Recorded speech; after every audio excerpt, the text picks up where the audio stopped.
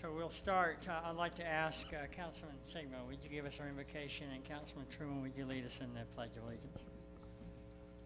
Our Heavenly Father, we're here this evening as citizens of Washington City and ask that Thou would bless us as we consider the items on the agenda today, and especially the business of the citizens and of this community. We thank Thee for the many blessings we have, for the great friends and neighbors with whom we get to live and interact. Especially thank Thee for the health and strength that we enjoy.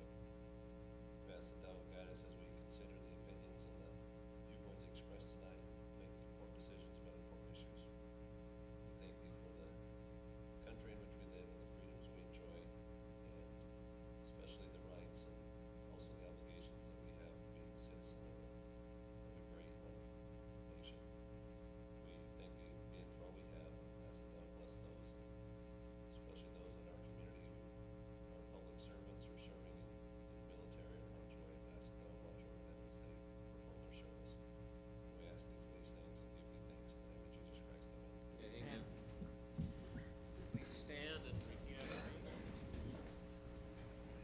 I pledge allegiance to the flag of the United States of America and to the republic for which it stands, one nation, under God, indivisible, with liberty and justice for all. Thank you, gentlemen. Appreciate that. We apologize. We had to squeeze in our Planning Commission meeting too, and thank you very much for your patience. We'll move on to the approval of the agenda. I'll make a motion that we approve the agenda as outlined. There's a motion and a second to approve. Truman, aye. Staley, aye. Hudson, aye. Sig Miller, aye. Turek, aye. Thank you, gentlemen. Item 3, declaration of abstentions and conflicts. Any to declare? Okay, item number 4, our consent agenda. To approve the minutes of our city council meetings 6/25/13 and 6/26/13. Mayor, I'd make the motion that we remove the consent agenda, both the minutes and the board approval report, audit report. We haven't received the minutes and haven't had a chance to ask the questions we might have on the board audit report. Okay, If you want to make that motion, I'll second. Motion's made. motion and a second. Truman, aye. Hudson, aye. Sig Miller, aye. Turek, aye. Okay, thank you. Item 5, preliminary plat. Consideration to approve the preliminary plat for Creekside Townhomes located approximately 250 South, 350 West. Tim Stewart.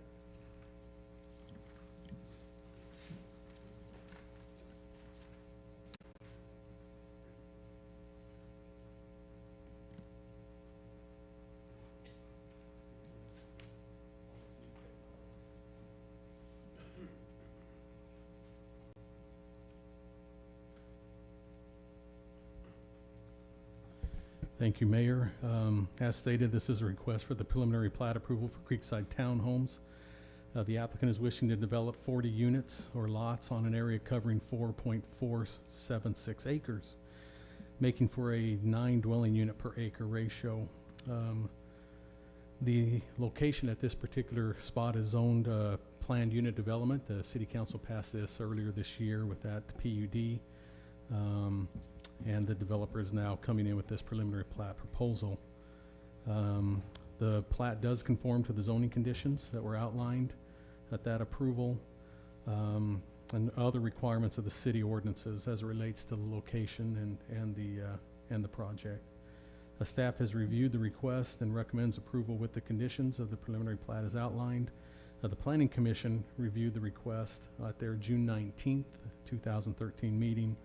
The Planning Commission unanimously recommended approval of the preliminary plat for the Creekside Townhomes to the City Council based on the findings and subject to the conditions as stated in your report. And there's quite a few. There's 15 of them, but those, the 10 are standard ones for preliminary plats, and then the extra ones were the ones that came directly from the PUD approval through the City Council.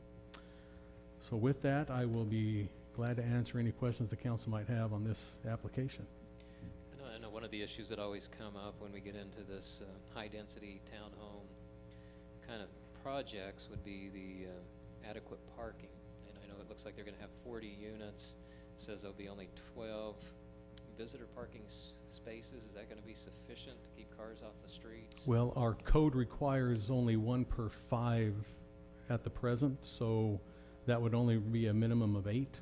But this is a project, just to bring back to the council's memory, is they all have driveways in front of them of 20 feet. They're double car garages. So you have the 2-car garage, the two places out in front of the garage, and the 12 parking stalls. And I think this is the one where they added the extra stalls based on previous Yeah, the council wanted to concerns. bump it up. I think it was Councilman Turk wanted to go, and the 12 was the number, and they fit that in. Now, I know it's really busy, but that's what preliminary plats unfortunately are.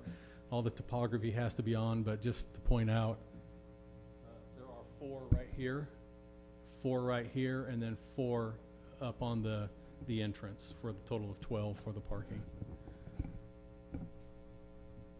So in essence, I think we've calculated there will be, with 40 units, times at least 4 places for them to park, is 160 plus 12, 172. If you take the garages and the driveways. The driveways and then the 12 visitor parking stalls. So, yeah, again, currently I just point out the code does require 1 per 5 in a multi-family use. So, again, the requirement would have been 8, but we bumped that up another 50%. And a lot of those don't have the driveways in front. So, staff feels pretty comfortable with 172 possible stalls out of 40 units. So. So you're telling me that if even if the driveways and garages weren't there, the code would allow one parking stall for 4 units? It's 1 per 5 is what the code, that's what our code is right now, That's the minimum requirement. as a minimum for multifamily developments. Whether we agree with that or not, that's just what's in the code. Yeah, I mean, it's been Count. obvious since I've been on the council that we pay a lot more concern to parking than just the minimum requirement. You have, yes. And my mic hasn't, I haven't had my button pushed, so I apologize. But, Don't forget the button. but yeah, so I'm not sure that minimum standard's even a standard to spend much time looking at. We need to really look at the project and see if we think it practically has enough parking. Well, and the other thing with this project we have to remember is we also said that there's no parking out on 200 South there. So we've eliminated any available parking for anyone in there on 200 South. So is there enough parking inside there, knowing that there's no parking on the street? That's the other thing we'd have to look at. Can I also ask in the center there, it looks like a big open space. Do we know what's going in there? Is that gonna be a playground? Is that gonna be, what's that gonna be there? Right in there, I think the applicant's here, and they've debated on, they do have to put something, well, they do have the whole creek side to put for their recreation area. So the applicant's representative is here, so I'll probably defer that to him, what they're going to actually put in there. If it might just be landscaped area, so.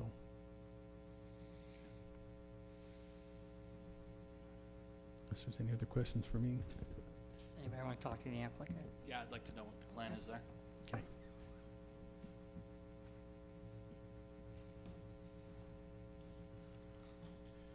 Jason Smith, representing Stewart Development.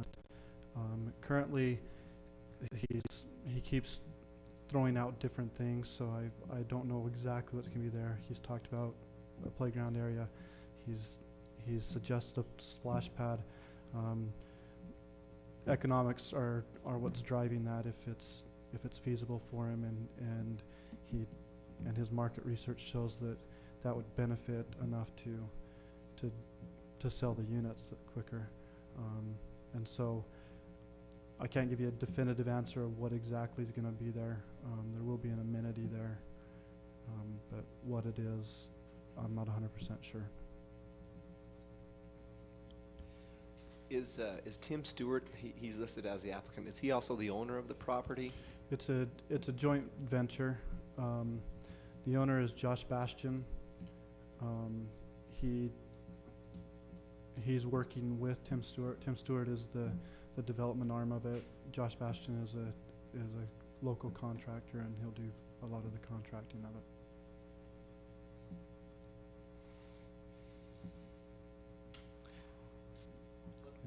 There will be some sort of amenity there. We're just not sure what it is at this point. Correct. And then also, do we see any elevations to have an idea what the view, what the look of these townhomes are. Do you have? I didn't see we- anything in the packet. I know we've seen before, but, If I may, you approve those elevations with the PUD on that, so Okay. they have been, they will be exactly what you approved.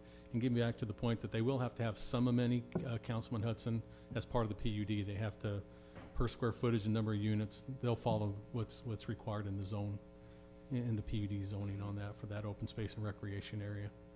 But it's up to them to decide what they want to put in for that, so.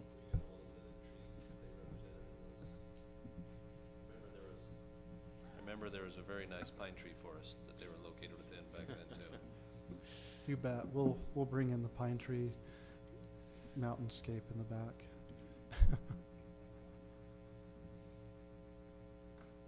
Sir.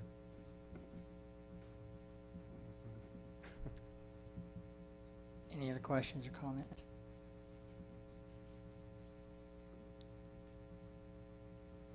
Are we ready for a decision?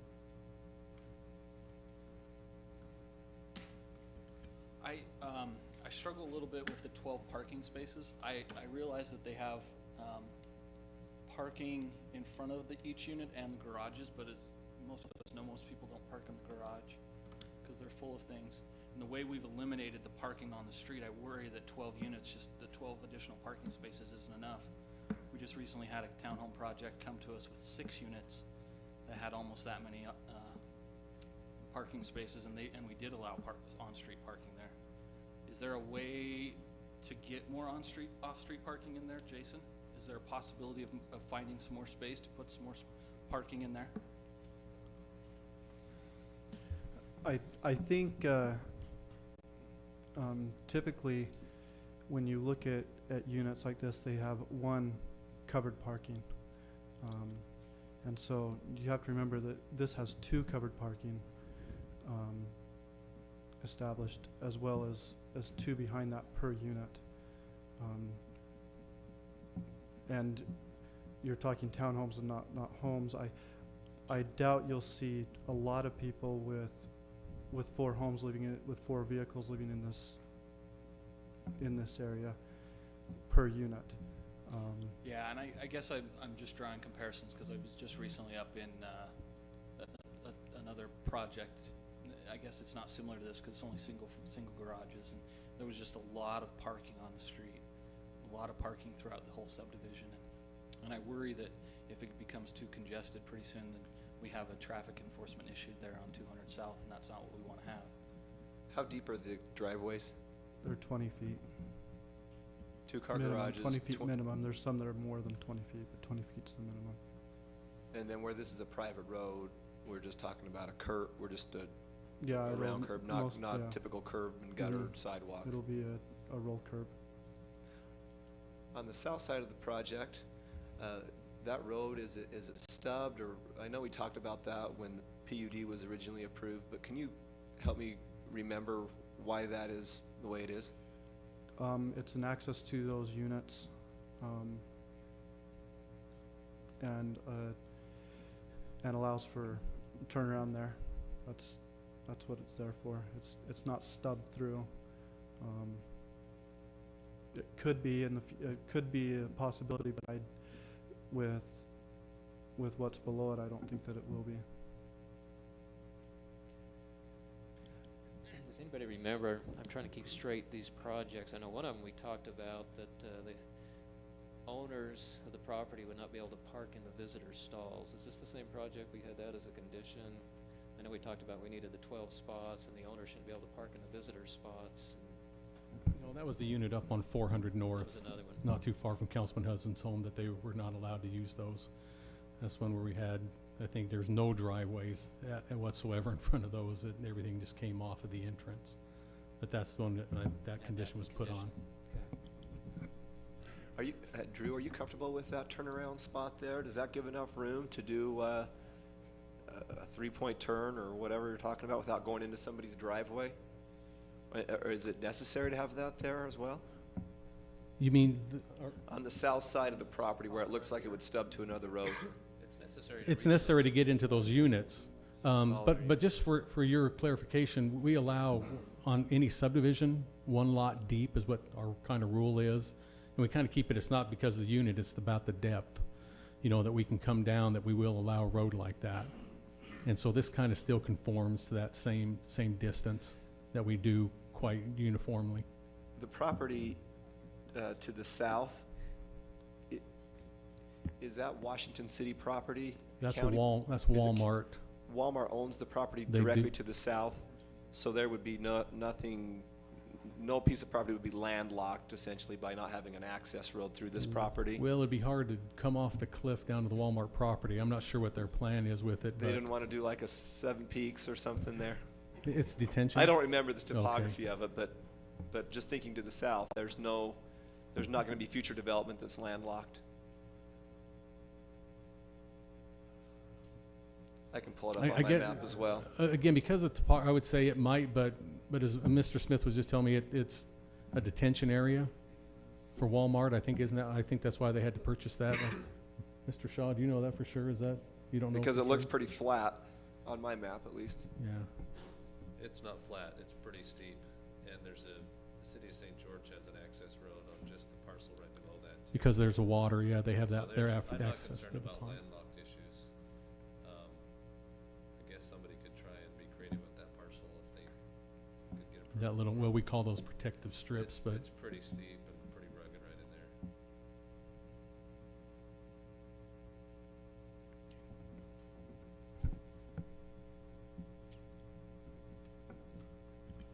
Mr. Shaw, I have a question for you. In the public hearing, for the planning commission on this, there was some concerns brought up with that four-way stop that was created there at 200 South and, what is that, 200 West? Yes.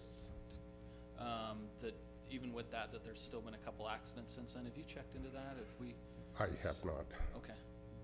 So I'm just curious, one of the suggestions or ideas or concerns by the residents was that maybe we could put another sign further down the road there, letting people know that there is a four-way stop there.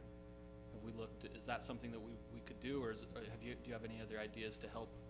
I know it's new and people will get used to it as it goes, but I even find myself, I know it's there and I still find myself slamming on the brakes at the last second right Yeah, before I get there. we can look at that and put a stop ahead if warranted. Okay. But I do need to look into it and see how many accidents have happened at that intersection Right. since we put the four-way stop in. Okay. If you could check that, that'd be great. Thank you. I've got another question, Mike. A portion of that 200 South, especially as it approaches 200 West, I mean, we've got driveways that come right out to the paved asphalt. We've got mailboxes that are right there. I think that to start to have any amount of traffic through there, we need to improve that more properly. When would that happen, or when could that happen? Part of the properties in there, when they developed, they signed a non-opposition agreement to an SID, or when the city deems necessary, they'll have to put the improvements in. So we could start that process at any time when we deem that it's necessary for curb, gutter, and sidewalk and the road widening. That's all I have for you. Thanks, Mike. Okay. Thank you. Any other questions, comments? Are you ready to tackle it? I'll go ahead and make a motion that we approve the preliminary plat for Creekside Townhomes located approximately at 250 South, 350 West. I'll second the motion. We do have a motion and a second. Councilman Turk, aye. Seg Miller, nay. Staley, aye. Truman, aye. Okay, that passes 3-2. Okay, item 6, final plat. Consideration to approve the final plat for Rusted Hills Phase 1 located approximately at Majestic Drive, 3090 South and Camino Real, 800 East. Applicant Doug Dennett and Paul Freed. It is not a public hearing, but you can come on out, Dennis, if you'd like. Well, I think it's illegal for somebody from city council to vote because they proposed this to the developer. Come on up, Doug, Dennis, excuse me.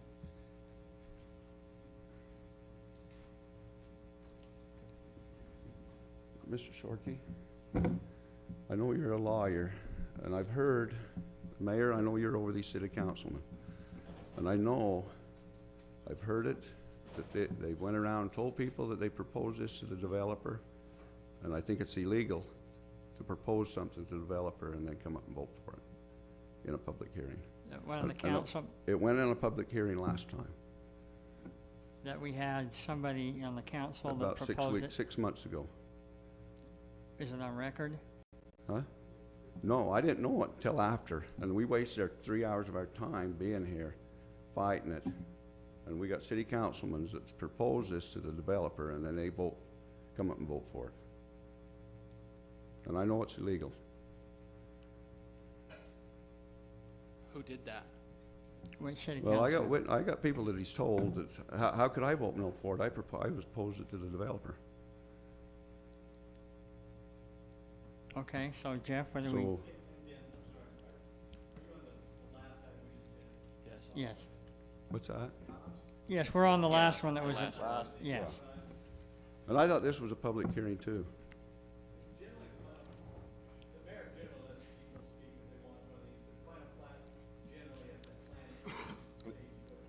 Yeah.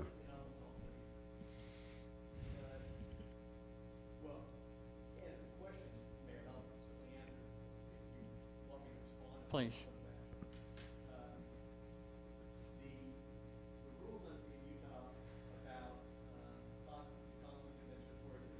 Yeah.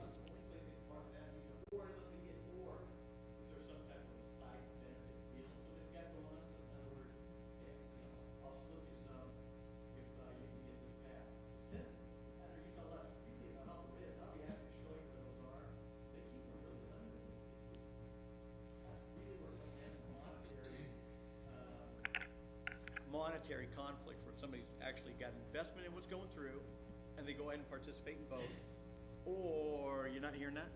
No, I'm saying this is it, right here. That's what happens. It's got, the Sandberg can get my attention anytime they want to. Well, I called the Attorney General office, and they told me that it was illegal. It was just the office. I didn't get to talk to the Attorney General, but they said it's not right for a city councilman to propose something to the developer and then come to a public hearing and vote for it. Yeah, and I'd be happy, Dennis, I'd be happy to talk to him to find out and to me even hear more about that. And certainly nothing could prevent you from And the pursuing it mayor further. probably shouldn't have never let it happen, because he knows it happened. And it ain't right. Yeah, and like I said, Dennis, I'll be happy to, and if you can even tell me who you talked with, you know, let's do it. Well, I think they ought to put it on Meeting you- hold until we figure it out. Well, I'm just saying, I'd be happy to talk with who you talked to the Attorney General's office. If you can remember the name of who you caught up there at that office, I'd be happy to talk to them too, to find out kind of what their response to you was on that and see how they resolved that, or how they interpreted that anyway. Well, I know the three that voted for it, they don't vote for nothing down in the fields, and that's where they're all from. But yet up here in Old Town, they vote for everything. You can grin, Turk, but I know you. That's not I don't think true. that's Oh, yeah. true either. Laugh about it. In Well, fact, let's- we just voted for one in the fields that was much smaller densities down there, and we got taken to task by the fields people. We vote what we think is best for our We may even community. get taken to task tonight on another one that has to do with the field, so. How come every time we come in it, last time we was here, it was limited to 34 units? All at once now it's 40? No, Penn, the last time I was here was 40 units. It's the exact same project that was voted on months ago. Nothing changed. Well, no, it was 34 when it approved. It was 40. 34 when it approved up there, and the sewers went in. Yes, that could be true. Pool, there's a rec courtyard, there's a weight room. That was a number of years ago, correct? Yeah, that could be correct.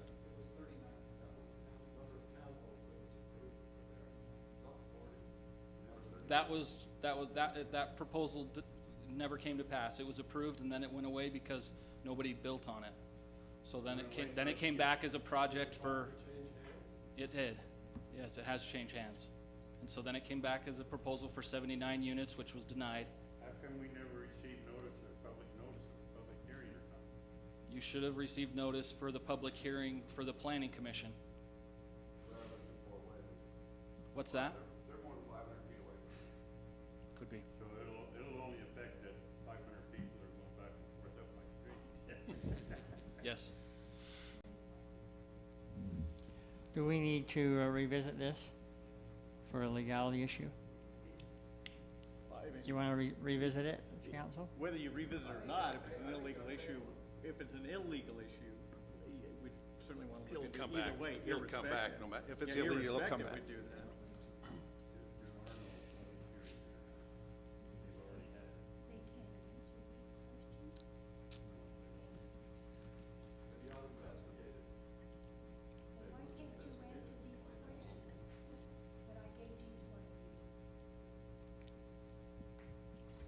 Yeah, we did get this. We did ask about the parking issues. I think you heard that when we talked about the parking. Property that was in taxes, there.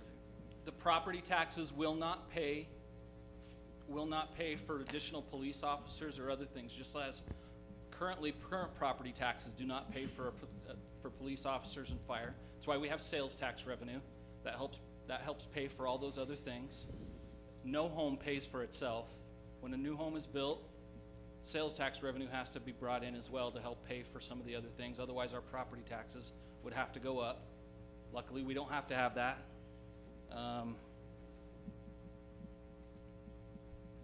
As far as we know, they are not for low-income families. They're traditional townhomes that will be sold to anybody. Yes, they're being made to be sold, not rented out as low income. Is that in writing? No. Well, that's what I need, that would be No, Excuse me on this. We need to have you come up here and talk to us, if you could. Come on up. Come on He's up. saying come on up and speak. Come on up and address. We have to have it on record, who you are. Well, I'm not afraid Right. to put it on record. My name is Priscilla Cahoon, and I live at 141 West 100 South, and I've lived here and built the home in 1978. Anything else you want to know? No, now we can address your. Given to each one of the councilmen these concerns, and I think the general public ought to know what these concerns are. So I would request one of you councilmen read what I've written. Would you do that, please? I can't Priscilla. see well enough to read it. You bet, I'll read it. Thank you. So she says, as a citizen of Washington City, I have the following concerns and questions regarding the building of the Creekside Townhomes on 250 South, 350 West. Number one, my understanding, these are upstairs, downstairs townhomes, and 40 units are to be built. This will mean on the average of 4 persons living in each unit, which will mean 160 people living in the 40 units. And the answer to that is that's a possibility. There could be more, there could be less, just depending on the average family size, obviously. Yeah, I think, and there was a question mark at the end of that, so I don't know if she's asking how many people will live in them? I think that's exactly, the concern is the number of people. Number of people. Go ahead. Yeah. And number two, with a family of 4 per unit, that will mean on the average there will be 2 cars per unit. That will mean there will be an average of 80 cars. Period at both of those phrases, so there's not really a question. Question. Which is right. One of the things that I do like about this project is each of the townhomes does have a 2-car garage. It's also got a 20-foot setback on the driveway, as well as 12 additional visitor parking stalls. So from that standpoint, I think it's about as good as you can get. Any other? No, and I think that's the issue we talked about first, when we talked about the 12 added parking stalls. If you've got 2 for each driveway, plus you have a garage, that ought to cover the people who live in the units. And then you'd have 12 spaces for visitors. So what we've heard is, and we know the code is probably not adequate with only 1 for 5 units, but we have a lot more than 1 per 5 units. We have probably double that. So. Yeah, I mean, and it's difficult for us, Priscilla, to guess how many cars will be there. Most people I know with double car garages can't park their car inside the garage. And so we talk about those fitting 2 cars, but usually they've got, well, all sorts of things in there, depending on who you are. Mine would have something growing, some form of seed sprouting in it, but, yeah, so we don't know how many cars will be there. That's right. You don't know. Okay. Yeah, number 3, my questions are as follows. Will the property taxes the owner of the complex will pay to Washington City County be enough to cover the addition of the following? A, public safety, that is fire and police coverage for the addition of 140 person living in the complex. B, the average family having 2 children per unit. That will mean an average of 80 additional children attending the schools. Will the taxes cover this impact on the schools? And the answer on that, Priscilla, is public safety and fire aren't really paid out of property taxes. Those will come through impact fees, state or sales taxes and whatnot, but the property tax does not do much for fire and police. That the fire and police will go largely to the schools. The schools will benefit from that, and the county and the county's budget will benefit from that. The city gets a small portion of the property taxes, but it's not a significant amount. Okay. Now, we also get criticized for having impact fees that are too high too, so I don't know if you're proposing that we hire those tonight, but I know that we've had groups about this size who don't like the amount of the impact fee either, so I think fee-wise and tax-wise, we're probably okay. Probably. Number 4, also the additional traffic on the roads of the area and the impact of that traffic will have on the residents living in the area. That's a big concern. Yeah, that is a big concern. That was safety, obviously, is a concern, and that's where we rely upon our city folks to tell us whether the traffic count is sufficient. If I remember right, during the prior hearing, we talked about the traffic flow and the safety and whether we needed any other things to be done. Mr. Shaw, do you remember those discussions? Pardon? I'm talking to Mr. Shaw, our Public Works Director, because we had these discussions I remember prior part of it. on that. Part of it was to make it a 4-way stop, and that's been accomplished. Yeah. I remember I had a lot of concern with, I know 200 South is right next to our biggest commercial location, and it's probably our poorest road By when it Walmart, comes to yeah. You're just gonna having have space and congested guiding. traffic and you know it. That's gonna be bad for that area. Go ahead. Scott, come on up. Okay. Scott Sandberg, I'm a neighborhood down there. Has anyone addressed the traffic issue of 140 cars trying to get on Telegraph? I don't care if they go left or if they go right. It's a problem. I haven't heard an answer. I didn't hear it discussed. And the other thing, what's the access into there? One access in. Where's your fire code? What's your fire chief say? What's your fire chief say about the access into there?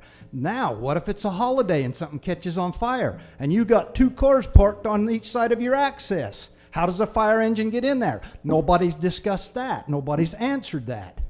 All they did is gave a developer an opportunity to put more units in there so he can make more money so the neighborhood can suffer. Thank you.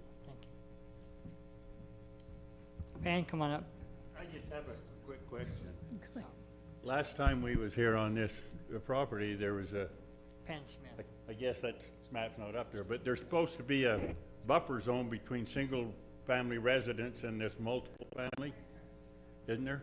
There's a buffer zone. You don't just go directly from high density to single family. This is a medium-high density zone, not a high density. So then it buffers into a medium density next to it. So, okay, where's the medium density? Is that my house because I got too many kids? Most of downtown is a medium density, yes.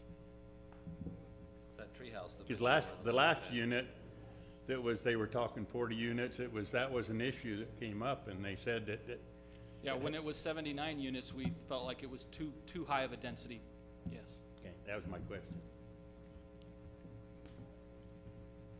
You want to finish the rest of these? Yes, Priscilla. Thank Number you. 5, I also need to know if units in this complex have been dedicated for low-income families, parentheses, Section 8 homes. If they have, how many units have been dedicated?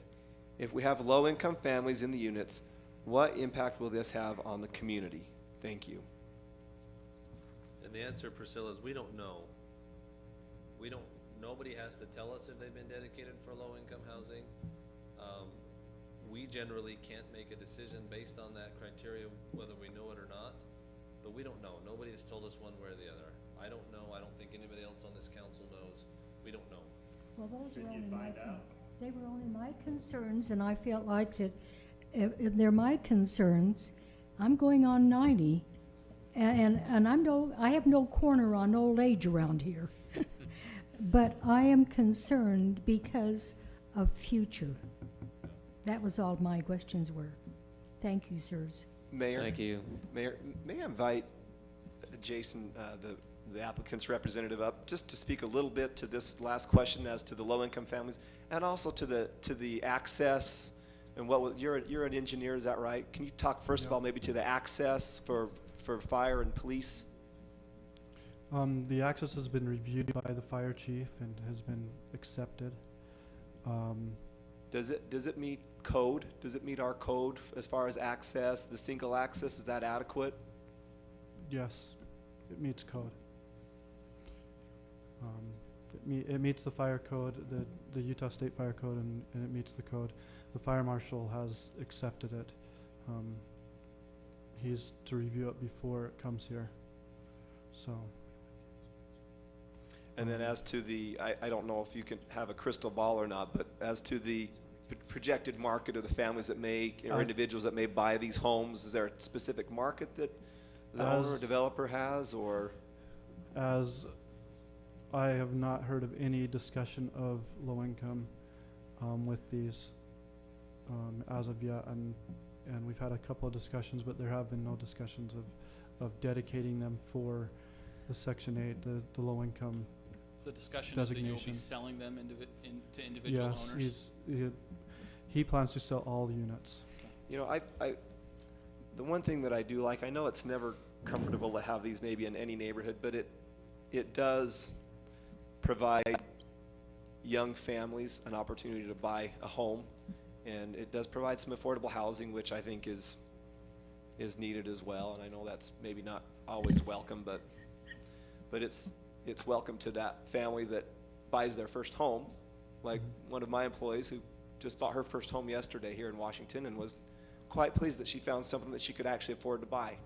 So that to me is another thing that I think is part of the big picture of a community.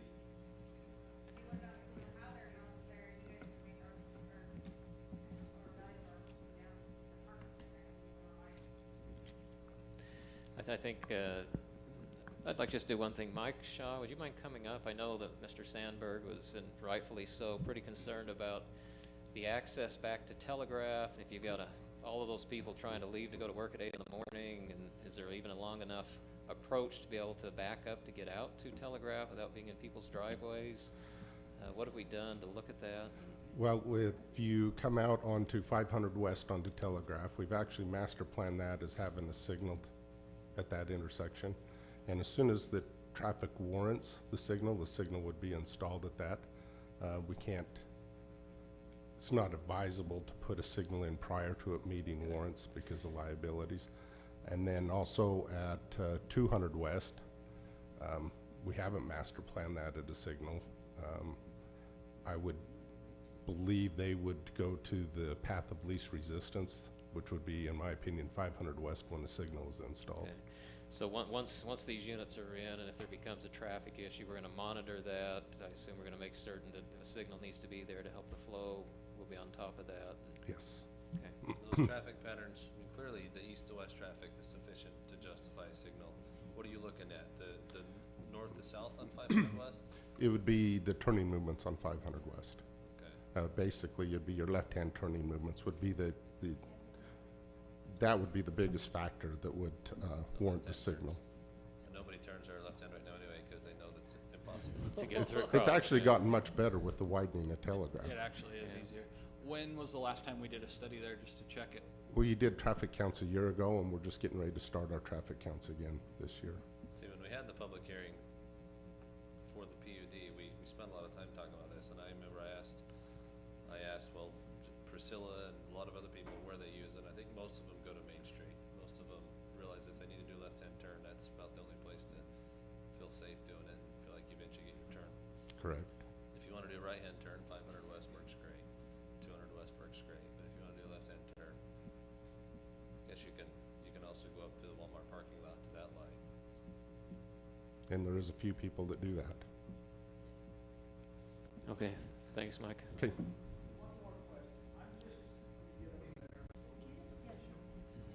Okay, I'm just a little bit confused on this fire truck, okay? Because they ran a road through our property, and part of the strength from the city was the state said they had to have 2 accesses to that development for the fire danger. And you're telling me that a fire truck is going to get into 40 units there on that little one access with cars possibly parked on the side? Yet they forced a road through my property because they said they had to have 2 accesses to the development. I'd like to have an answer to that. I would What's too. legal? Drew, you're probably the most familiar with our code. Can you speak to the ordinance that addresses access for fire trucks? No, I probably wouldn't dare tackle that if I'm off a little. I do know the fire marshal has reviewed this project twice now during the PUD and for this preliminary plat, and has come back with approval on both. Are there, what's the difference between the property Mr. Sandberg's A lot of time it's based referencing on. and this property? Because It's based on number of units, lots, whatever it may be. In some subdivisions, they are required to have 2 when they hit a certain size. In fact, we talked about that with that steeplechase. Remember, we had those key points where they had to have X amount at this, but again, it's based on, they have different ones for multifamily versus regular subdivisions on the lot sizes, et cetera, and distance, and all those things come into play. And I'm not familiar enough with the fire code, unfortunately, but I can tell you the fire marshal or fire chief has reviewed this at the zone change and at the preliminary plat, and has approved it both times. So but that part I do you're know. not sure exactly why there is required 2 accesses on the one and just the one here. There's not would think that something it's- in writing that addresses that? It would be based on number or distance. Looks like Mike might have some information on that. So. Yeah. On the access to Indian Oaks, we eliminated one of their access points that they had been using for years. That was, the purpose was to eliminate that access and provide another access point. Is that access being used at this time? Whether it's under construction, they're constructing development up in there, so, yeah, so. But it wasn't necessarily based on fire. That is. Part of the strong arm, though. That was That's- leveraged. That is one issue that would come up as fire, but it was because we eliminated an existing access.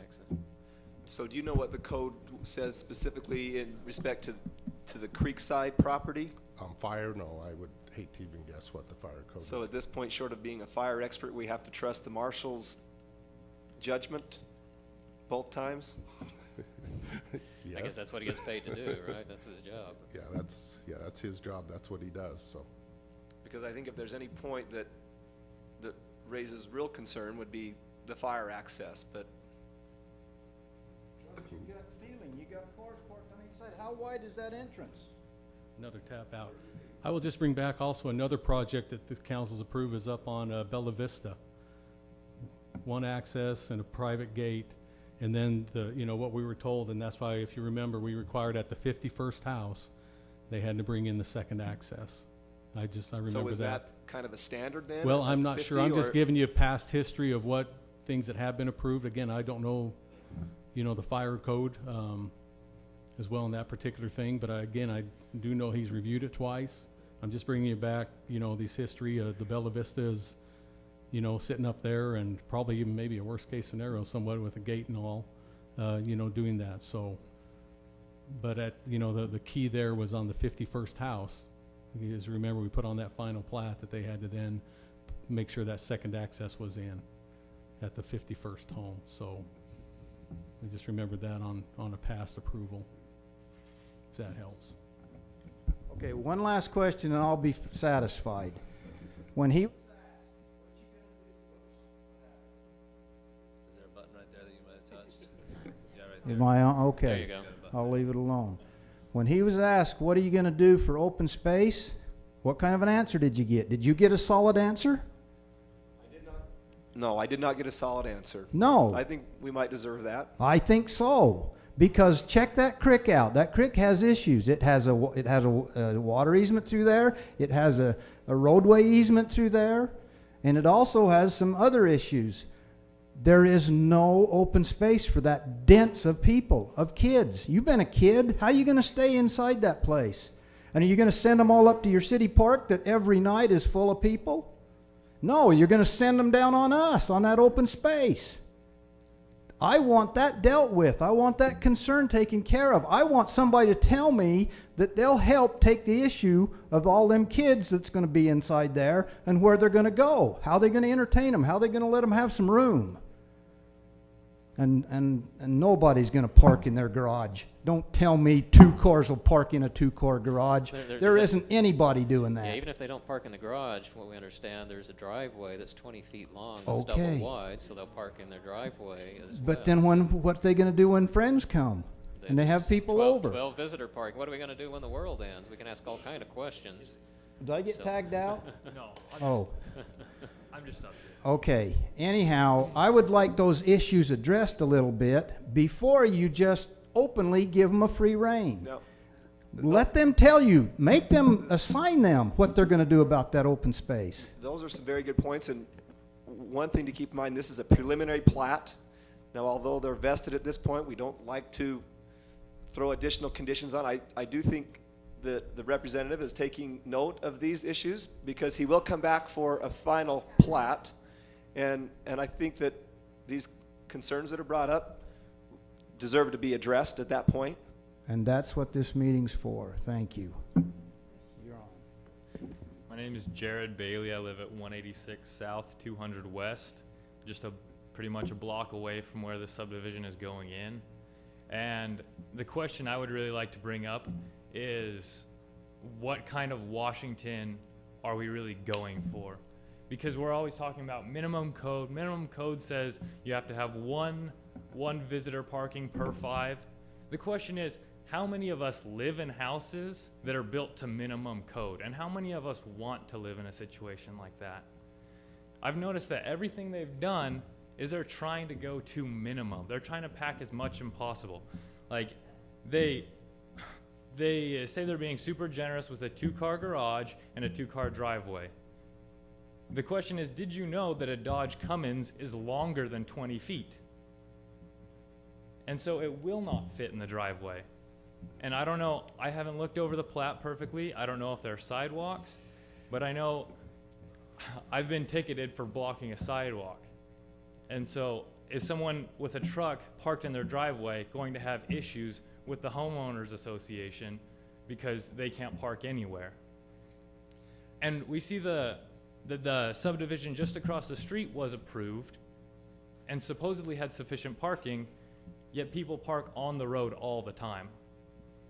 And so do we really want to get into more issues where, and a lot of people have mentioned that there's an average of 2 cars per family, but statistically there's actually 2.5 cars per family. So it's not a matter of 80 cars, it's a matter of 100 cars. And then like they've said with the access, one access out really is not sufficient. And the question is, and I know not everyone in Washington is going to be living a block away, but for me, that's my backyard. And I don't want my section of Washington to turn into a minimum code issue. Because when people think about Washington, are they going to think, oh, that's a nice place to live, or, oh, they pack them in as tight as they can?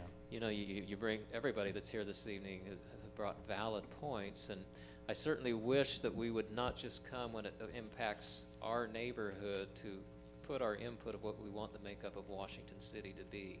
You know, we've had hearings on let's develop these plans, let's develop the density things, and get into a general plan, come together and say, here's how we want to develop the city. Unfortunately, it's always, okay, this project, this neighbor doesn't like us, we're going to be against this one. The next project, this neighbor doesn't like us, we're against this one. As a city, we need to really work together and say, how do we want to plan our city? So let's, as a group and the citizens, start attending these planning sessions and start figuring out how do we want to develop the city. We can't just do this ad hoc every time we don't like something. I know I don't like things next to me either, and I don't get my way on those either, but we have to participate in the general planning process. And if you got a different vision for downtown, let's get that vision that benefits everybody, not just because we live next door to the project. Well, and I think one of the things that these neighbors can be commended for is being involved in the public process, because those that have followed the history of this piece will recall that originally it was proposed for 79 units. And so there were multiple changes and working together, although this isn't ideal, and I don't think this is exactly what a lot of your neighbors would like there, but it's almost half of what was originally proposed. So they have been involved in this process for a long time, and to their credit, it's better than it would have been otherwise. It's, as I know, the project is just over 4.5 acres, or thereabouts. No, it's less. But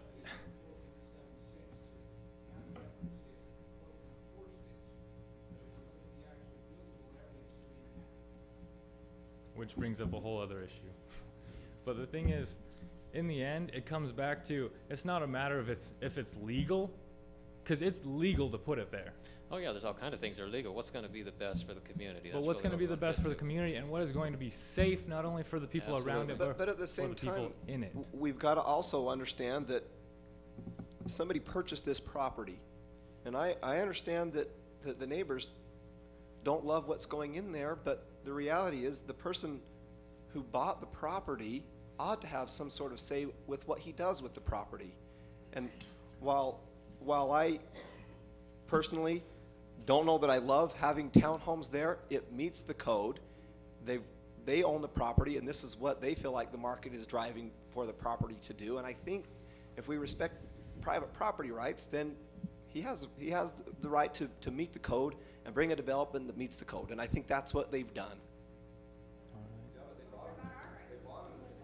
I would do the same thing whoever owned the property. I think the person who owns the property has the most vested interest in the property, and if somebody else would have liked to have bought the property, they could have done something else with it as long as it met the code. You guys don't just have as a city council, it's not just a duty to protect the owner, it's also a duty to look out for the rights of the people who will be living there. Oh, that's why we have zoning. That's why we have these plans and the maps. And what Chris is saying is what he's proposing is actually consistent with the plan. He's not asking for a zone change in order to do this. He's saying this is consistent with present zoning.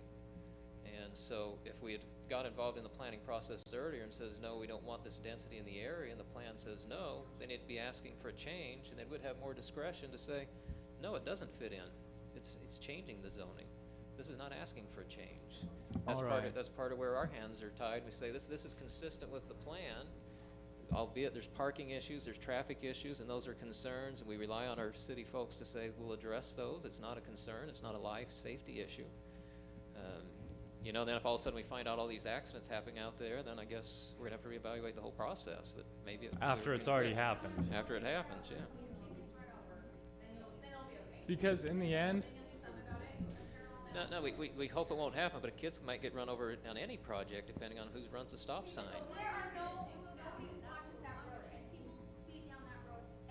Then call the police. I have, tons of times. Good. What happens? And nothing. I've told police officers numerous times, you guys sit in this parking lot, patrol it. No. Okay, those are things that need to be addressed. If nobody's monitoring it, they ought to be out monitoring it. Yeah, that could be noted.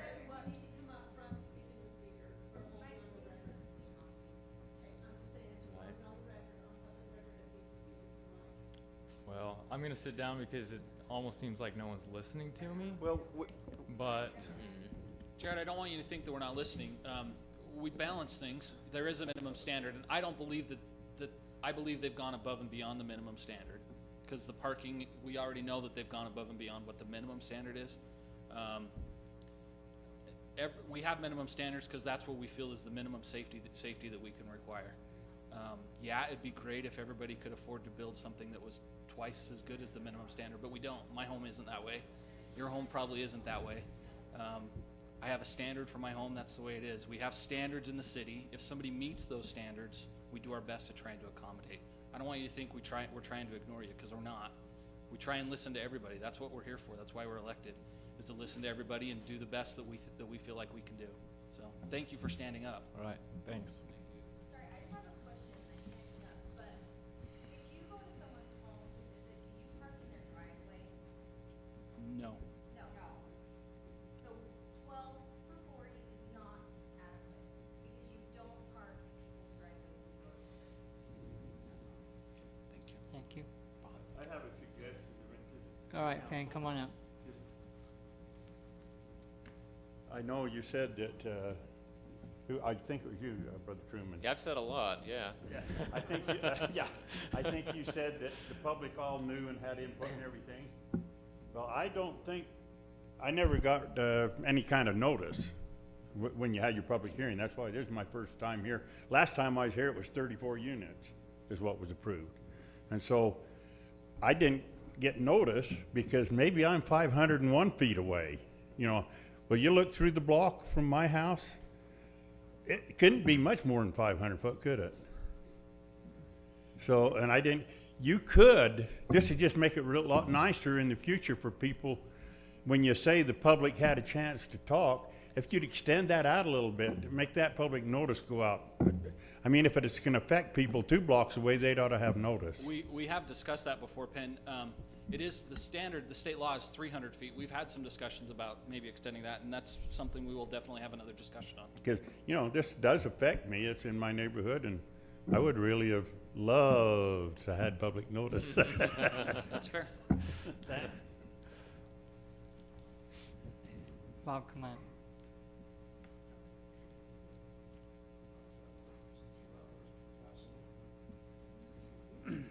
Okay. Bob Sandberg, 326 South, 200 West. And I know that everybody's frustrated with what's been going on here, so I'll try not to add too much frustration. And appreciate the opportunity to speak. We did think that we would have an opportunity to speak, so we appreciate the opportunity, you giving us that opportunity. What I've got on your screen is just a view of from 200 South across this property.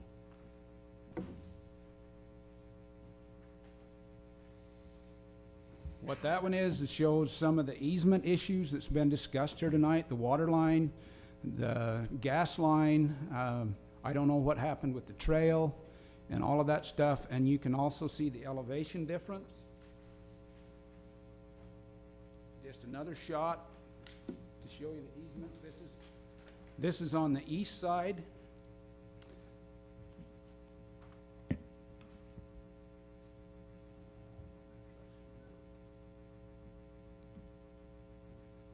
Okay, this is drainage issues on the west side. This is the way that it sits today. I have no idea what kind of drainage system they've got in there, or whether there's anything more than the gravel, but there's obviously a lot of water, evidenced by the bulrushes and the cattails, and that extends. I don't know if there's a drain that goes all the way around the west side of the property.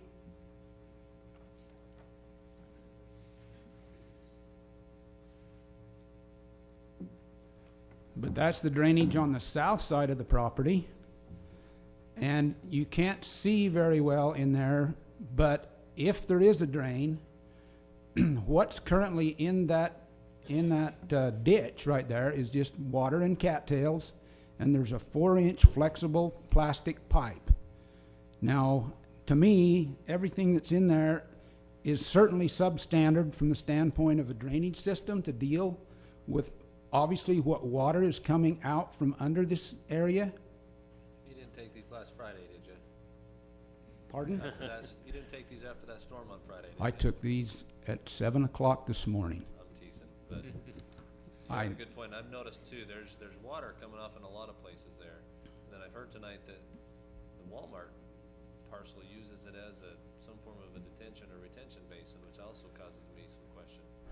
Well, that is a question, where does the Walmart drainage go? And the other question is, where is this drainage gonna go? Is it going to go on to the neighboring property owners? Is it gonna go into Mill Creek? Is that legal? is, you know, there are endangered fish species issues in the creek and all those other things. I don't know where that's all gonna go, and I haven't heard anything said, and I know, I realize there's a lot of things that go on behind the scenes with staff. But to me, these are some concerns and some issues, and to go back to what Mr. Staley and Mr. Truman said, yes, we have been involved in this process all the way along. That's why we came and we tried to get the zone not to be changed, and we tried to get it to be reduced so that the density wasn't to the extent that it is. So we've done the best that we could with what we have, I guess.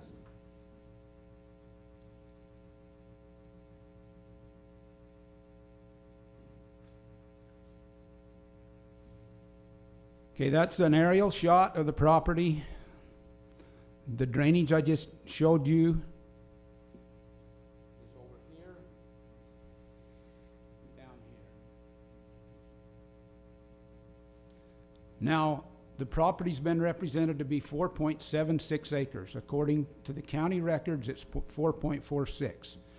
If, and I don't know what the code is or anything else, but if you don't allow them to build on those easements and those right-of-ways, and if you don't allow them to build over the top of any drainage system that's put in there, you have an effective area of about 3.5 acres.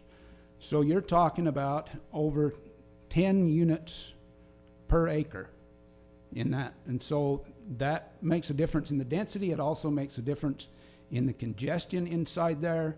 And in my mind, it's, I hope that some of these things and all of the other things that have been discussed here tonight will be taken into consideration as you consider the final plat approval, because I think they're significant, and I think that they have a large bearing on what's going on here.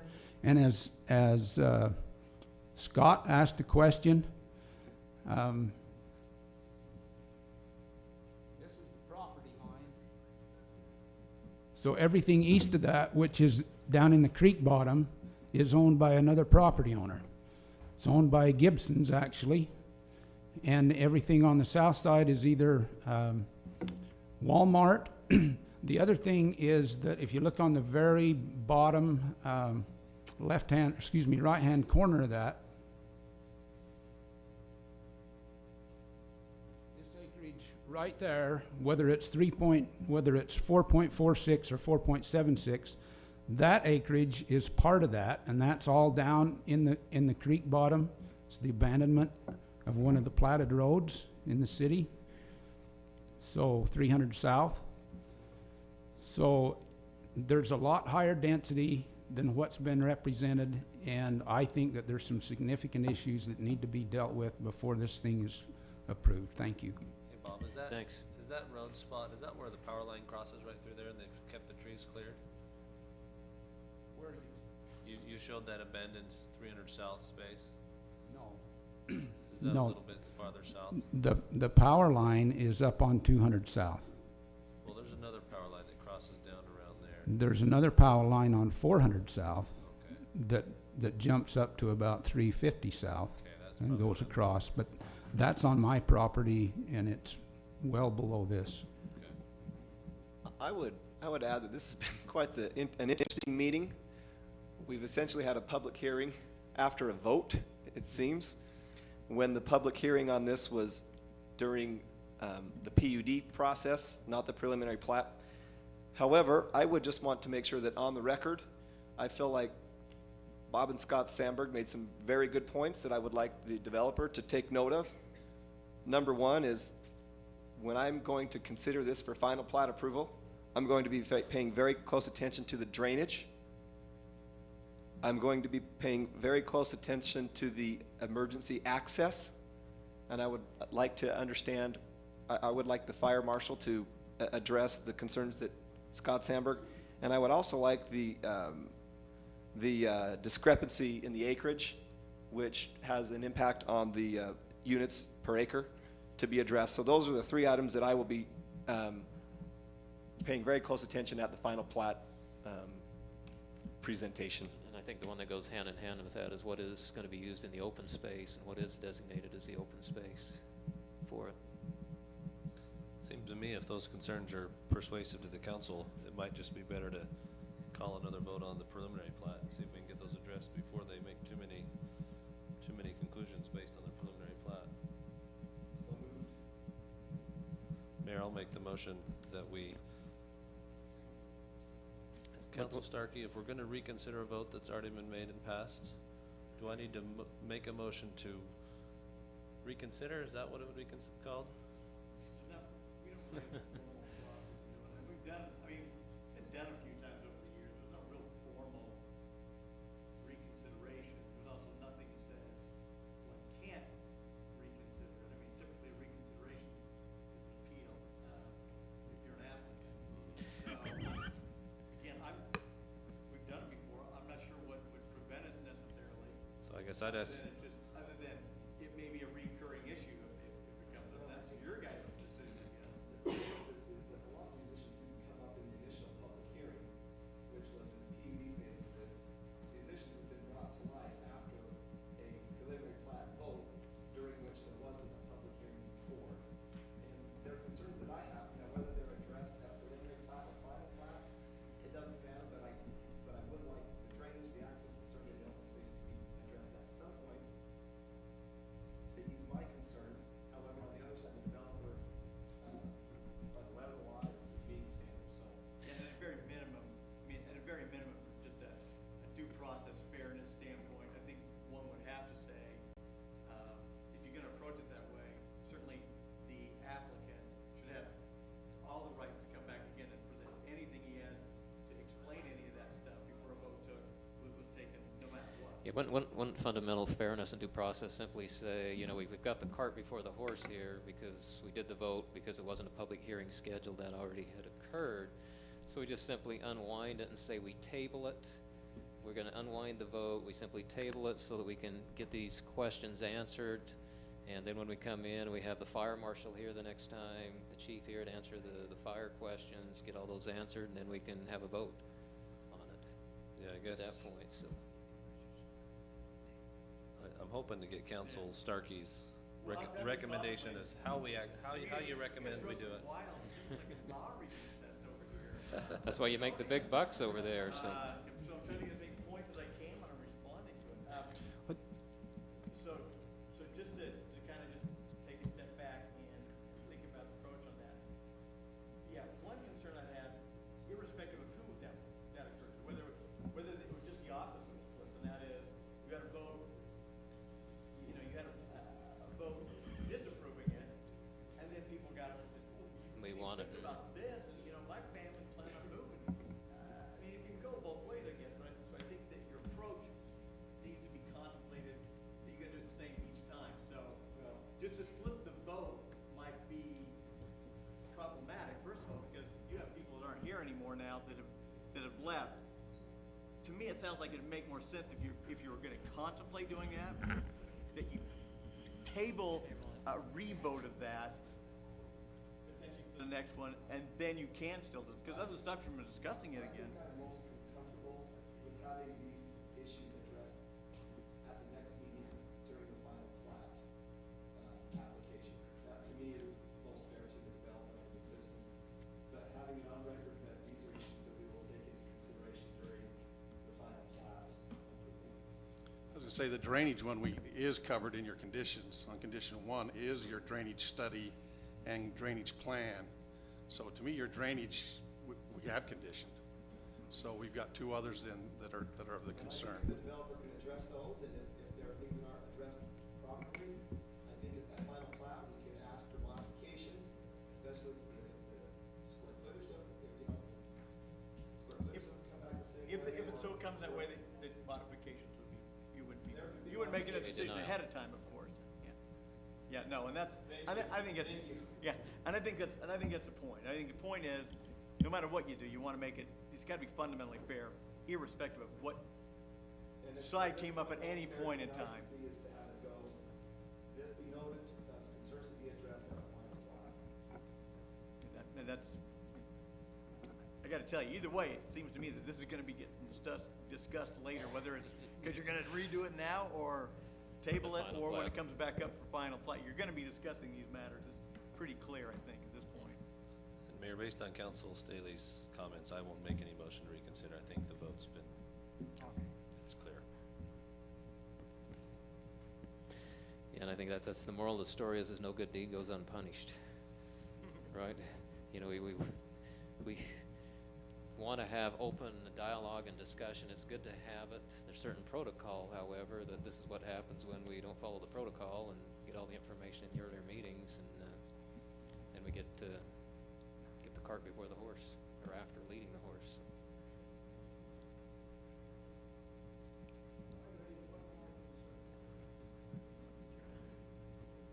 I'm Leo Tobler. I live on 145 North, 200 West.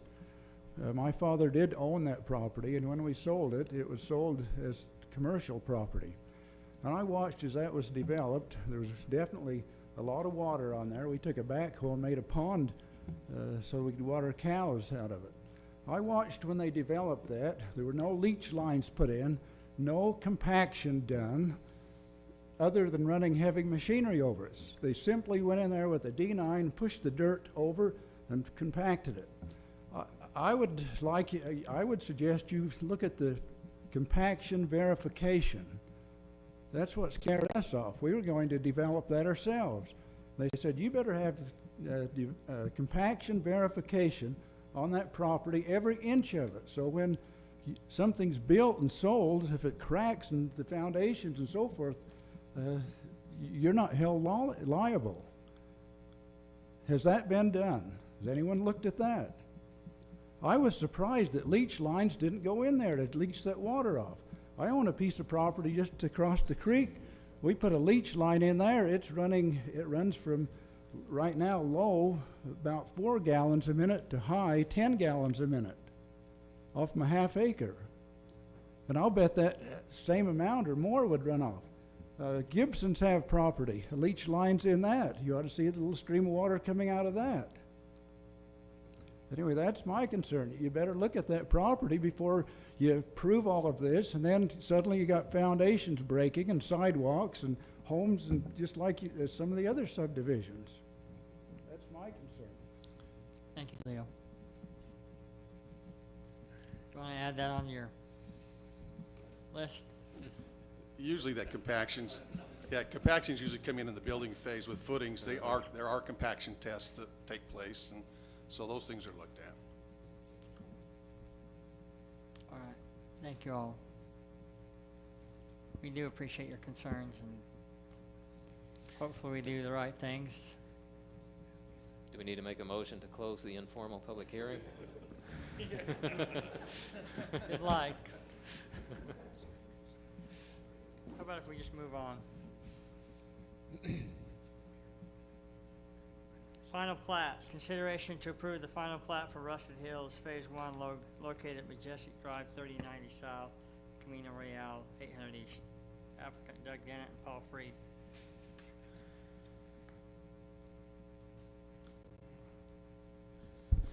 Thank you, Mayor. As stated, it's a request for a final plat of the Rusted Hills, which was formerly known when it first came in as the Freed subdivision. This particular subdivision is proposing 11 lots on an area covering 5.26 acres. The specific site is zoned R115, which is single-family residential, 15,000 square foot minimum. The preliminary plat was approved back on February 13th of this year. Staff has reviewed the requested proposal, and the proposed final plat conforms to the approved preliminary plat. The Planning Commission reviewed this request at their July 3rd meeting. The Planning Commission unanimously recommended approval of the final plat for Rusted Hills subdivision to the City Council based on the findings subject to the conditions. If you've read over the conditions, we usually just have 4 standard, but we're adding a few, but this had a few extra notes that came through. Number 5 and 6 are the ones that are a bit above. Number 5, an easement must be provided on lot number 6 for a drainage detention area with restrictions for use as approved by the Public Works Department prior to the recording of the plat. And number 6, this will be a common one you'll see on all of our final plats. A post-construction maintenance agreement must be recorded prior to the recording of the final plat. Tell me what is meant or intended by maintenance agreement. I'm going to ask Mr. Shaw to answer that because I know it has to do with some state regulations that have come down, I think, so I'll let him address that. This is part of our EPA requirements for sediment and erosion control on developments. So they have to, when they're finished with the grading on the parcels, they have to maintain their BMPs, best management practices, on the erosion control. On the unbuilt lots, essentially. Yeah. Correct. Does that mean staking and tarping the way you see on building lots, or There's hundreds of different ways they can do it. They can track it, they can berm it, they can put wattles in, they can put sill fence in. Okay, so there's some inexpensive ways for Very them to do inexpensive, that. and then the engineers, the developer can pick whichever ones they want to use, and that's what we hold them to, is what they pick to use. Okay. And why does the basin need to be on lot 6? What's the meaning? That's their design. That's where they prefer it to be. Mhm. I guess that's because it's the largest lot, maybe. I think that's the low point, and we're working with all these developments in this area. We're trying to get a regional detention basin for all of these developments that are coming in. This is just a question I've got. How much work can be done on these projects before final plat approval? You know, I've seen out there that this curb and gutters in and everything's about done, and what happens if we didn't approve it and they've already done all the work? Yeah, you can completely build it completely prior to final plat. And then they'd have to just grade it back up, tear it up, and Yeah. I think that, yeah, Okay. they're pretty well vested at preliminary plat, but Drew, what is that dark hashed area on the, I guess it's a lot 11? That is a power easement, and we're kind of scratching our head why it's there, but it shows up. In which power company? Dixie Power? Yeah, that dark hash. Whose easement is it? I don't think we're even sure. It's just a really old easement. And so we just want to make note of it on the plat, because if they never get removed, they have to stay on those pieces, and they can be there for, I won't say 100 years, because I don't think we had, well, there might have been power 100 years ago or close to it, so. But yeah, that's the beauty about an easement. Sometimes if it's never taken off and it's never used, it'll still stay on that property indefinitely. and it doesn't even go across the roadway, it's just that little section? That's all it shows right there.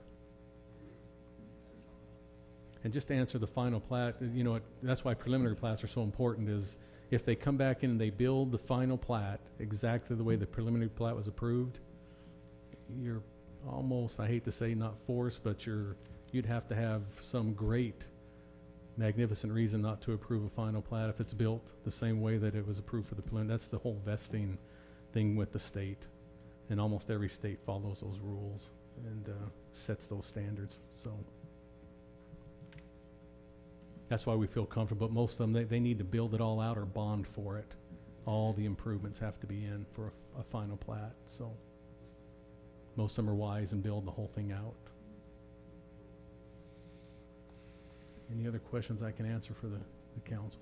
If there's nothing else, I'll make a motion that we approve the final plat for Rested Hills Phase 1, located approximately at Majestic Drive, 3090 South, and Camino Real, 800 East.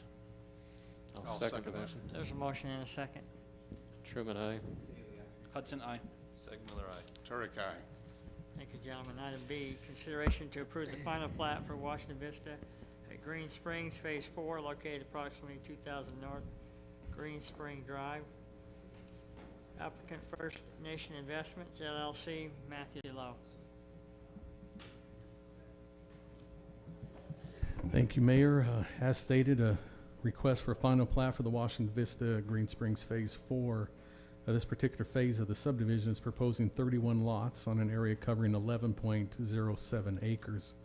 The specific location of the subdivision is zoned R110, which is single-family residential, 10,000 square foot minimums. The preliminary plat for this project was approved back on May 25th of 2012.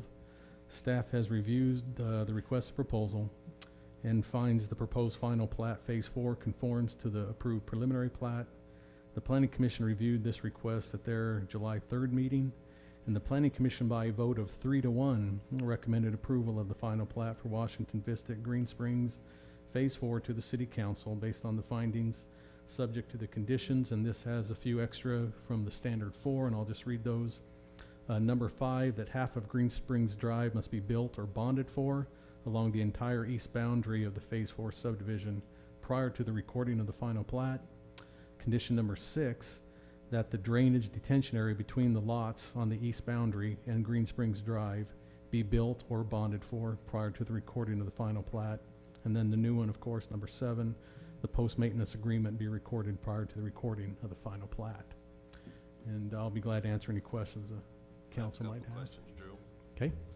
First is I see in there XXX Street and XXX Circle. Are those private streets that have not been named? No, they will be named. They're just coming forward, and we'll have those put on there before the recording, and we'll make sure they don't, of course, mirror or double name anything else. So we'll have that taken care of. So you're asking we approve the plat with the contingency that names will be.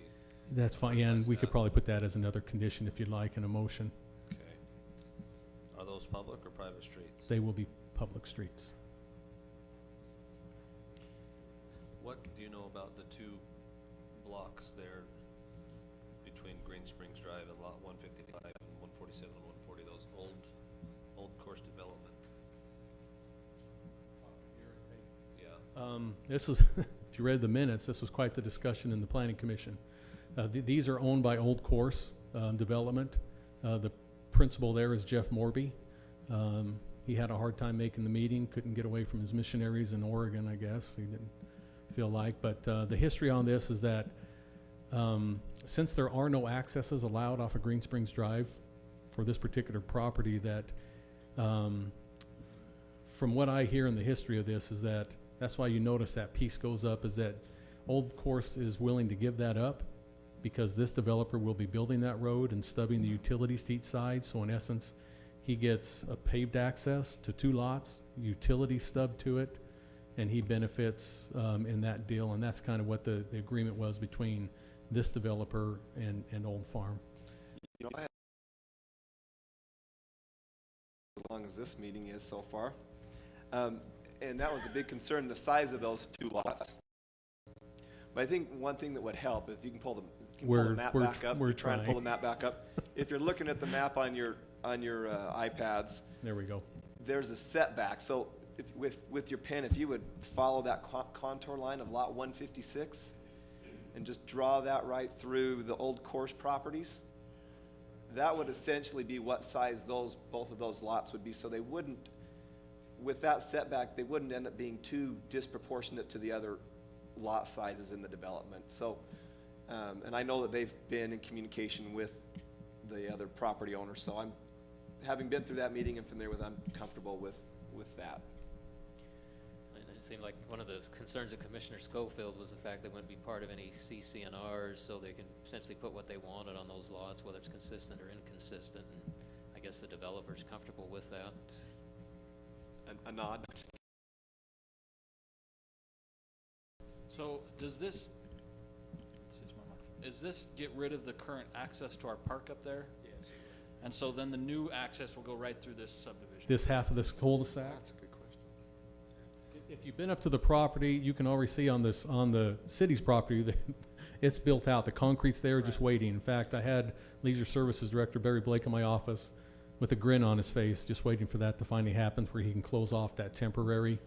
He's probably more excited about this than maybe anybody, just that this will then finish that off and take care of that situation that we have out on. It's not the best access point right now, and this would make it a whole lot easier.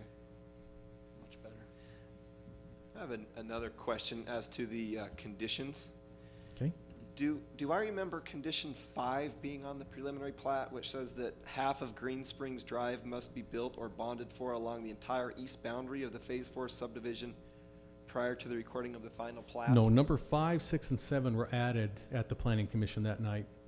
I know we probably are going to learn a very good lesson on the vesting stage after our last discussion, but this seems to be kind of something big to throw in late in the game to a developer. Am I right or wrong on that? Well, if he didn't own the rest of the project and plan on developing it, I would probably agree wholeheartedly.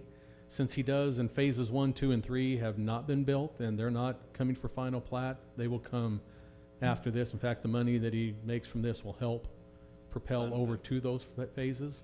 They're still working on some drainage issues over there, I think, too, that is another reason, but this was the one that was probably more ready to go than most of them. I think Mr. Lowe realized there's running out of lots in Green Springs and people are looking for them, so I think he's trying to jump into the market now. I would just like to clarify, though, that's not common practice No. in the city for us to put a condition like that at final plat, is that right? Correct. Because it's 'Cause part it of the wouldn't whole work project. the other way, really. I mean, Yeah. they couldn't come and ask for a big concession from the city at this point, so. Correct. And again, the only reason that it's not normal is that when you put 1, 2, 3, and 4 all together, Green Springs runs through it. Right. And so. Because it goes to the other side of the. But after thought, Public Works felt that if for some reason he'd lost 1, 2, and 3, and something else happened, I hope I'm gonna let Mike talk about it. The concern we had with it is he kind of jumped the phasing. If he'd have done phase 1 first, Green Spring wouldn't have been an issue. Where he jumped from, Where he didn't started do with any of the phase phases, 4 started now. at phase 4. Now becomes an issue that what if something happens down the road with the other phases, then we're throwing that whole burden on another property owner. So And I that's- understand that. Normally, it would be part of the preliminary plat conditions, is that Correct. right? And I guess. And the- I preliminary guess- plat was done on this whole unit, all of his All phases. Oh, so that's why we bring it in. And I guess the question is the developer comfortable with this? Have we heard, are they comfortable Well, with I this condition? believe they met this afternoon, and he's comfortable with building the road and the drainage channel. Okay, okay. That's what I got back from the meeting they had. And Mr. Smith, I think, was there. I probably have more concern than he does about it, just because I work for developers all the time, and I don't want this to be a precedent. It's a kind of a big concern. The other concern I have is that you're effectively building a road that's not gonna ever be driven on, which is probably the worst thing you can do for maintenance of asphalt. And I personally like to see full roads built, because then I don't have this ugly center cold joint all the way down it. But he's agreed to do it, but it's a concern of mine, just because it does establish a little bit of a precedent in my opinion, and that concerns me, that I might see this in the future. You do understand, though, why, so No, from a precedent standpoint? Well, I do understand. I just, we do not front Green Springs Drive on this phase, so that's my only statement. But apparently it was more of my concern than his, so that's all So it's a non-issue if he's agreed to it then? right. Okay, well, let's move on to the next issue. Was there another issue? I'm sorry, I I- may have lost track.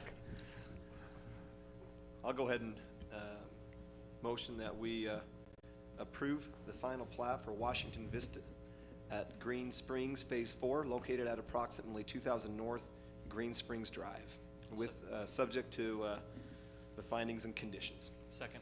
There's a motion and a second. Councilman Turek, aye. Seg Miller, aye. Hudson, aye. Staley, aye. Truman, aye. Thank you, gentlemen. Item C, consideration to approve the final plat for steeplechase at Washington Fields, Phase 1, located approximately 3930 South, 300 East, applicant Bob Moore.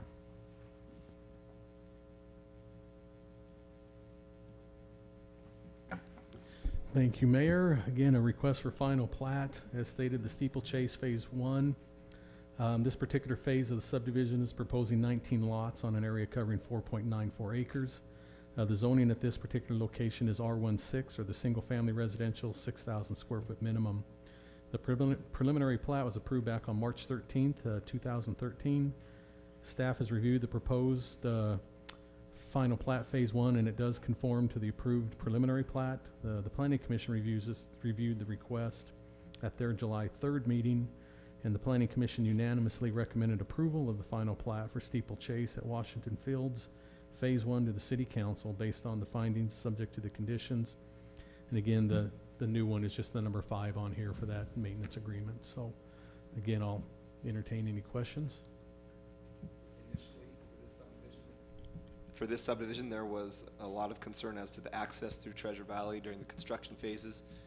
Do we need to address that at all at this point, or is that already addressed through the subdivision's initial approval? It was part of the conditions on the preliminary plat. They'll still have to meet those on that as the Okay. construction comes through Washington Fields Road. Okay. And the developer says they will help us Police it. keep that pressure on the contractors, so. Okay. That's what we've been assured through their representative, so. Through those discussions, were they able to work anything out with the school district, do you know? Well, remember we came back and that, we revised this plat. We took out 18 lots. You may have not been here that night. It went from 92 down to 74 lots, and there's gonna be an access at the south. I'm sorry. Yeah, I don't think you were here that night, that's Yeah, so right.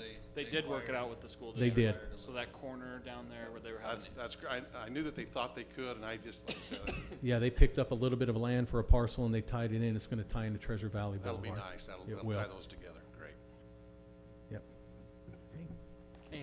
Any other questions or comments? Are they sure they wanna name it Steeplechase Road? Cause I can see some events that'll wanna run on there someday. Time will heal all wounds from what I've been told. Well, if no one else, I'll motion that we approve the final plat for Steeplechase at Washington Fields Phase 1, located approximately at 3930 South, 300 East. I'll second the motion. Motion and a second. Truman, aye. Staley, aye. Hudson, aye. Segmiller, aye. Turek, aye. Thank you. Item Spring subdivision, Phase 6, located approximately from 950 north to 1160 north, from 400 east to 600 east. Applicant JCB Homes LLC. I apologize, Mayor, this has kind of turned 90 degrees on you, so north is up this way. And Buena Vista Boulevard's down on this end. It doesn't touch it quite, but just so, I did have to do it so it'll fit on the screen okay for you. Again, a final plat, a recommendation for the Warm Springs Phase 6. This particular phase of the subdivision is proposing 79 lots on an area covering 17.72 acres. The zoning on this particular parcel is single-family residential, 6,000 square foot for the R16. The preliminary plat for this subdivision was approved on February 13th earlier this year. The staff has reviewed the request proposal and finds that the proposed final plat Phase 6 conforms to the approved preliminary plat. The Planning Commission reviewed the request at their July 3rd meeting, and the Planning Commission unanimously recommended approval of the final plat for the New Warm Springs Phase 6 subdivision to the City Council based on the findings subject to the conditions, the standard, now our new standard of 5. I've got a couple questions, Drew. Okay? First is, and I apologize, my map's small enough that I may just not be able to be reading correctly, those two hashed parcels there?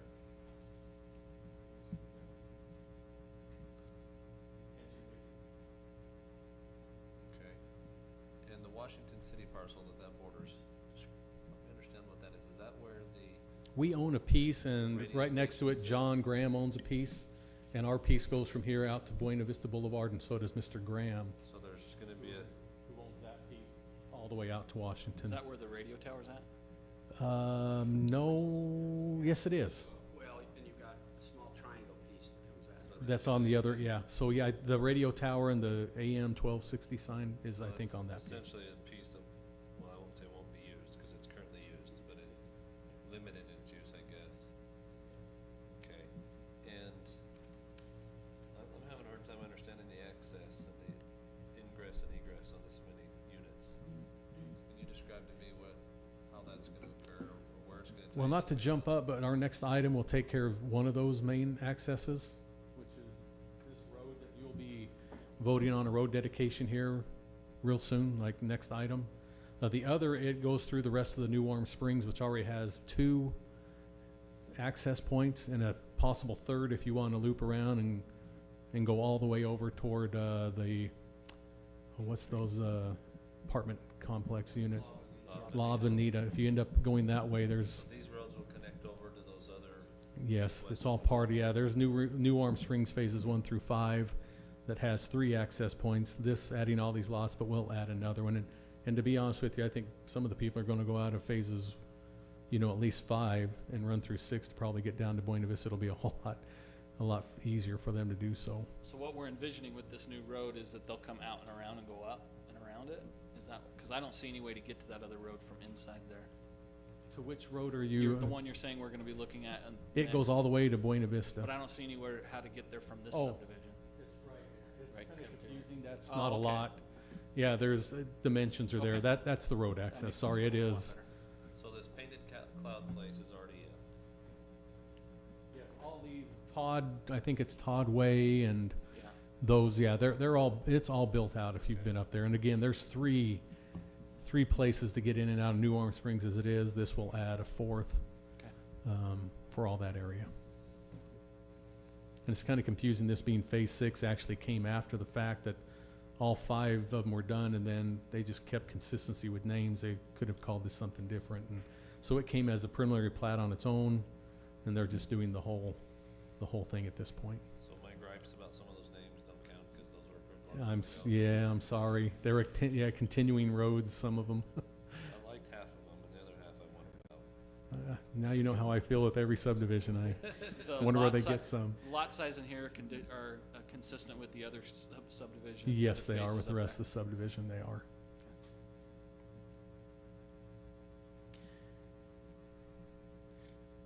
Speaking of names, I know this jumps ahead. Are you sure we want to call it Tortoise Rock Drive? I let Mr. Paisley at Sitla, yeah, well, I tried to, but I think he's dodging me because he knows I'm gonna make fun of him when, so from what I've been told, he's the one who came up with that name, but, Probably should be Tortoise Dodge Drive to avoid running them Well, over. we're hoping it'll have an impact on speeds through the area. exactly. When they see the tortoise, it'll subconsciously keep them. If there's no other discussion, I'll make a motion that we approve the final plat for the New Warm Springs subdivision phase 6, located approximately from 950 north to 1160 north and from 400 east to 600 east. I'll I'll second second the it. motion. Okay, we do have a motion. We have a motion in 2 seconds. 2 seconds. Truman, aye. Staley, aye. Hudson, aye. Segmenter, aye. Turek, aye. Thank you, gentlemen. Item 7, road dedication. Consideration to approve a road dedication plat for the Tortoise Rock Drive, located approximately 500 east from 850 north to 1200 north. Same applicant, JCB Homes. Thank you, Mayor. Again, this is application for that road dedication that we kind of already talked about, but this is the actual layout of that.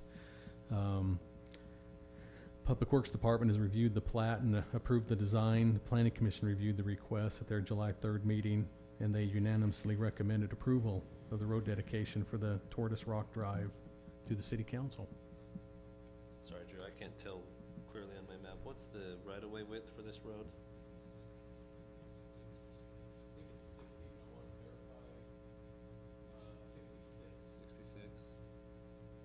And again, this is gonna be used as part of, getting people up through the rest of the Sitla property too. Does this, with this dedication, is there a requirement that somebody actually construct it, or is it just legally dedicating it, but it'll continue to be sagebrush? They will be building half of the road, that's why you notice the applicant is actually JC, which they don't own, Sitla owns it. It's one of those weird situations that Sitla had to get permission from the powers that be in Salt Lake, and it took a while for that. Originally is what held this project up a while back. But half the road, is that correct, Mike, will be built, and the developer of Phase 6 will be building that road. I hope that answers that question, so. Yeah, so by this. And Mr. Graham will be paying, I think, part of that too. Is that right or not? Okay.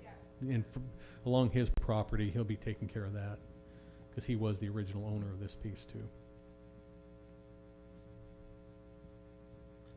That road should be called Steeplechase, I think. Well, let's do a swap. You're the ones who name roads. The council has that. Really? You are. You're the only ones who can change the name of a road. I haven't named one yet. You need to get going there. But if people change them, the only people who can change a name on a road is the city council, so. And those are well-attended meetings too. Yeah, I'd say those. Correct. Mayor, if there's no other discussion, I would make the motion that we approve the dedication plat approval for Tortoise Rock Drive. Sorry, I'm looking at the staff review, just to make sure we're spelling it as Tortoise Rock Drive, located at approximately 500 east and 850 north, 1200 north. Second. There's a motion and a second. Truman, I. Staley, aye. Hudson, aye. Seg Miller, aye. Turek, aye. Thank you. Item 8, public hearings and related ordinances / resolution. Item A, public hearing for consideration to approve an amendment to the general plan, request G-13-03 to change the zoning designation from LD, excuse me, I didn't mean to get emotional about that. Low density to NCOM neighborhood commercial for property located approximately 600 east, 2100 south. Applicant Sean Wiscombe. Thank you, Mayor. As stated, it's a general plan land use proposal. The area requested is 2.0 acres. The current land use designation is the low-density residential, or LD.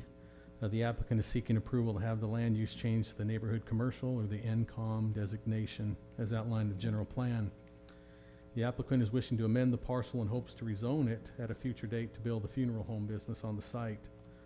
If approved, the zone change request would immediately be applied for. The current zoning general plan land use designation are low density residential to the west and south, and neighborhood commercial to the north and the east that surrounds this particular proposal. The Planning Commission reviewed the request at their June 5th meeting. That meeting is very extensive public hearing took place with many of the neighbors from the adjoining subdivision showing up in opposition to the request.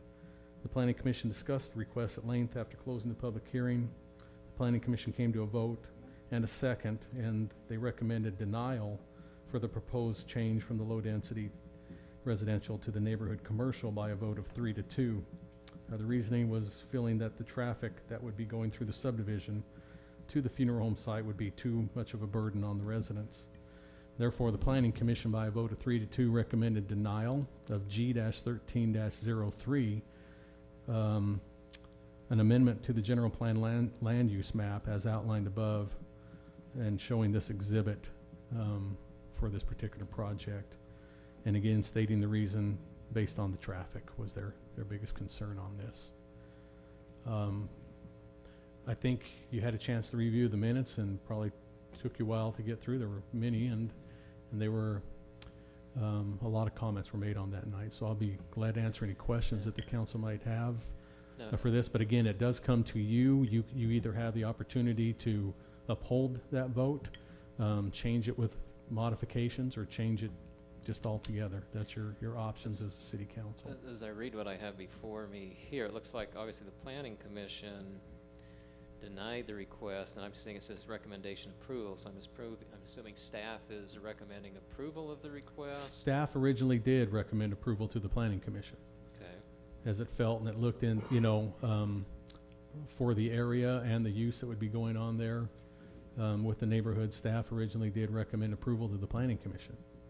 Now, how close is the nearest neighborhood commercial? Isn't that about a mile south? We have neighborhood commercials. Well, up it's actually at the already, bottom. If you're familiar with the area, it's at the bottom of the rise there, or the drop that's neighborhood commercial right there. So this would adjoin it just on that elevation change.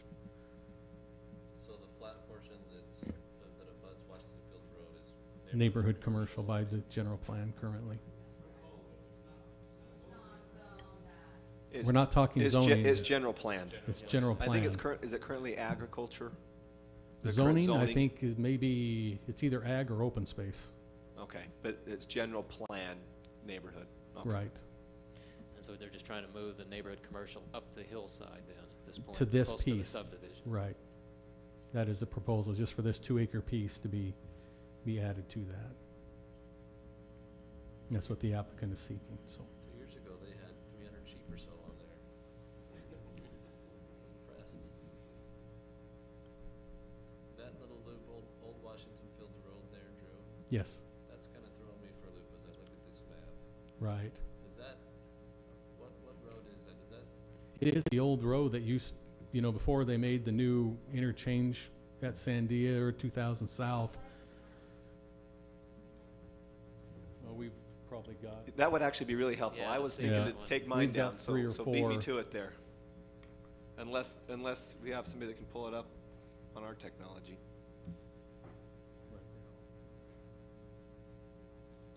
So where's the old Washington Fields Road that you're showing me? Is it just that little piece? It's that little piece right there. Just that little jog right there? Yes, and you can kind of see, it used to follow, try to keep your finger track, but it used to follow more of the curve until it picked up back. Back on You can see the old grade in the road, all the way over to the new road. That's the old Washington Field Road, but it is what brings them in. So where on that map does this facility being Yeah, proposed? zoom out just a little bit there so we can see. I've got an HP machine that never does that. Just kidding, Steve. Good, so, you can't see my finger.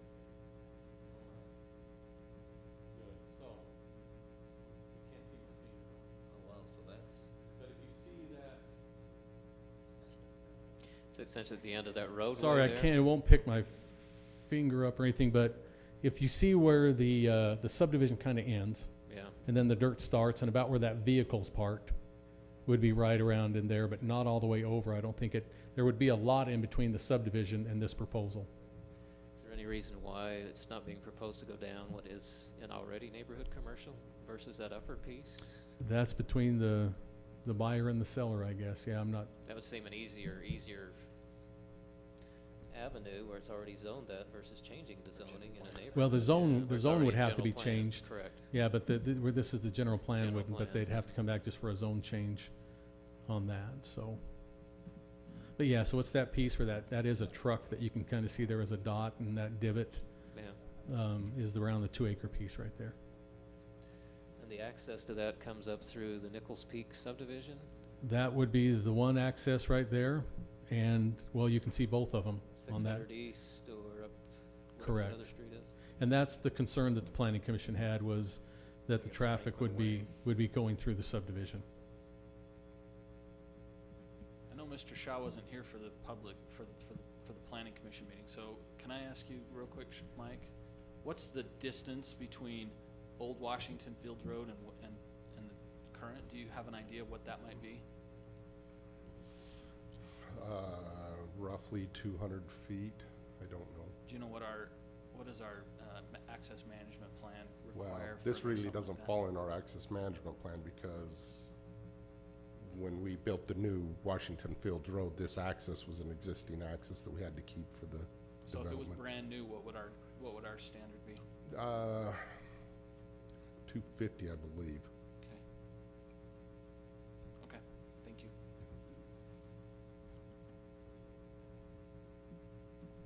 you zoom back out a little bit there, Bruce, so it's, Oops, yeah, that direction. is that enough? Or do you? One more question, Mr. Shaw. If I recall right, in our budget for this year, have we budgeted for a signal at that intersection, if I recall right? No.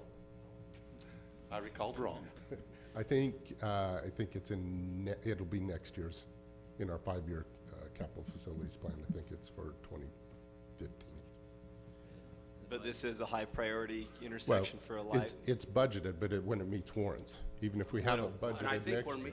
aren't we metering it now, or we're in the process of going to meter that? Because We are. wanted- We're actually just setting our traffic counts up to do the whole city. We're just getting started on doing that Yeah, if you right remember, we now. wanted to get the Washington Dam light in and give it some time, and then But regardless of the funding year, when it meets warrants, that's when we'd actually start working towards it. So if it warrants it prior to us funding it, then we'll probably work towards that direction, come to council and move that up on our priority list to get it built.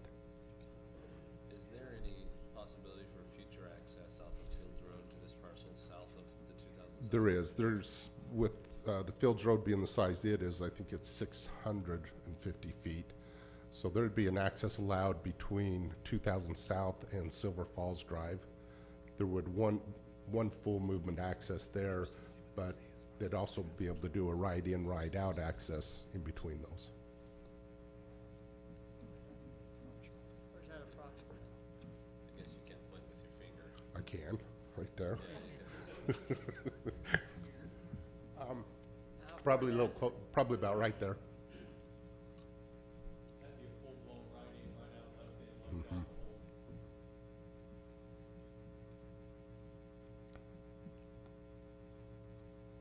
See, Councilman Hudson seen where I was pointing.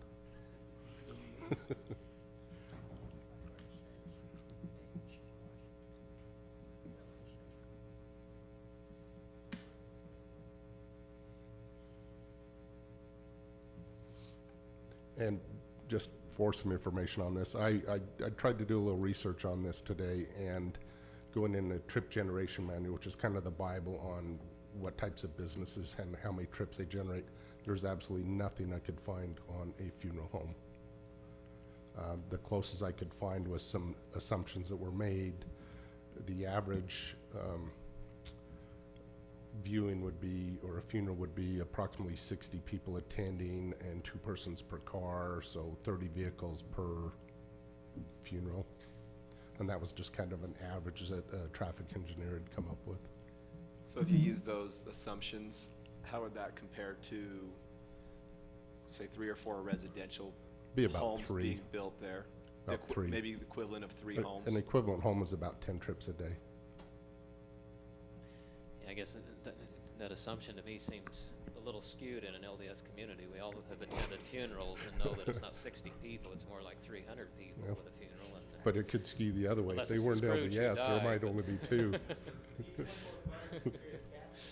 Well, and I know we're only at a general plan phase 2, but it's not a secret that that's a funeral home looking to go in there. I would be curious to see what kind, what the projected facility looks like as far as capacity and the chapel and things like Well, that. and there was some other studies they looked at that they were basing it off square footage of the building and capacity of the building,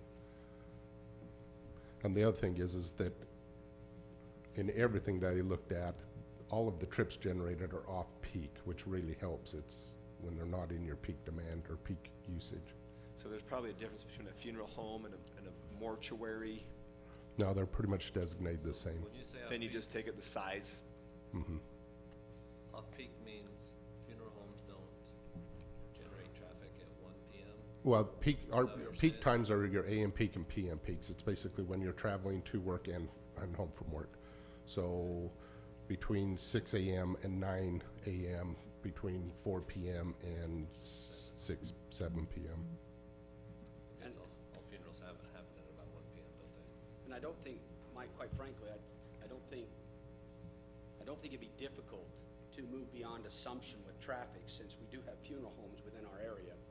And once we have an idea of square footage of this funeral home, I'm sure that we could come up with a much more reasonable estimate of what the impacts are with respect to that. Well, and on this development, if it is approved, that would probably be a condition we put on them, is that they actually get a traffic engineer to actually prepare that study and provide it to us.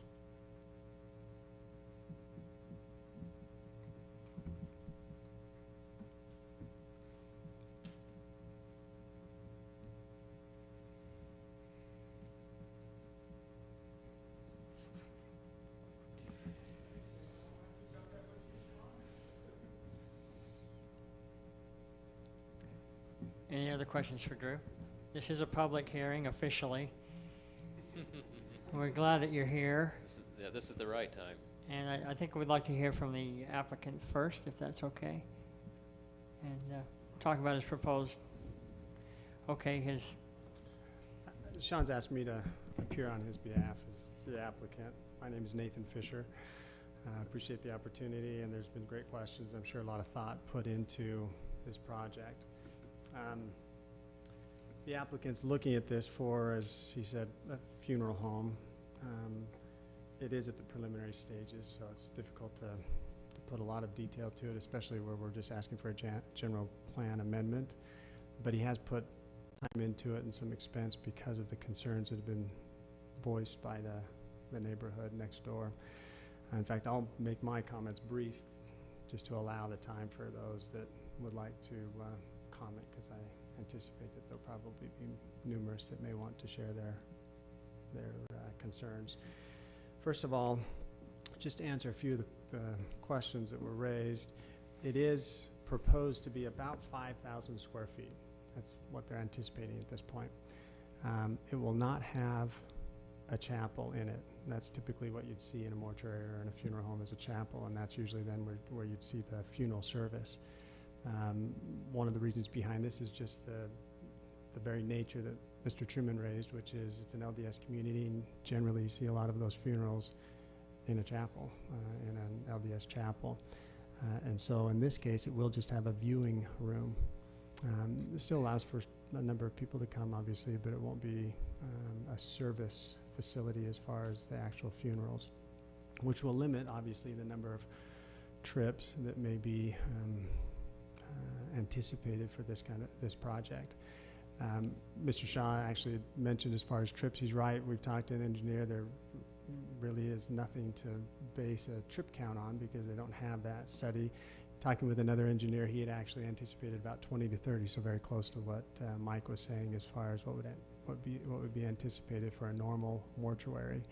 In this case, though, it is a smaller facility as far as what can be done there, so I would anticipate it would be less than that.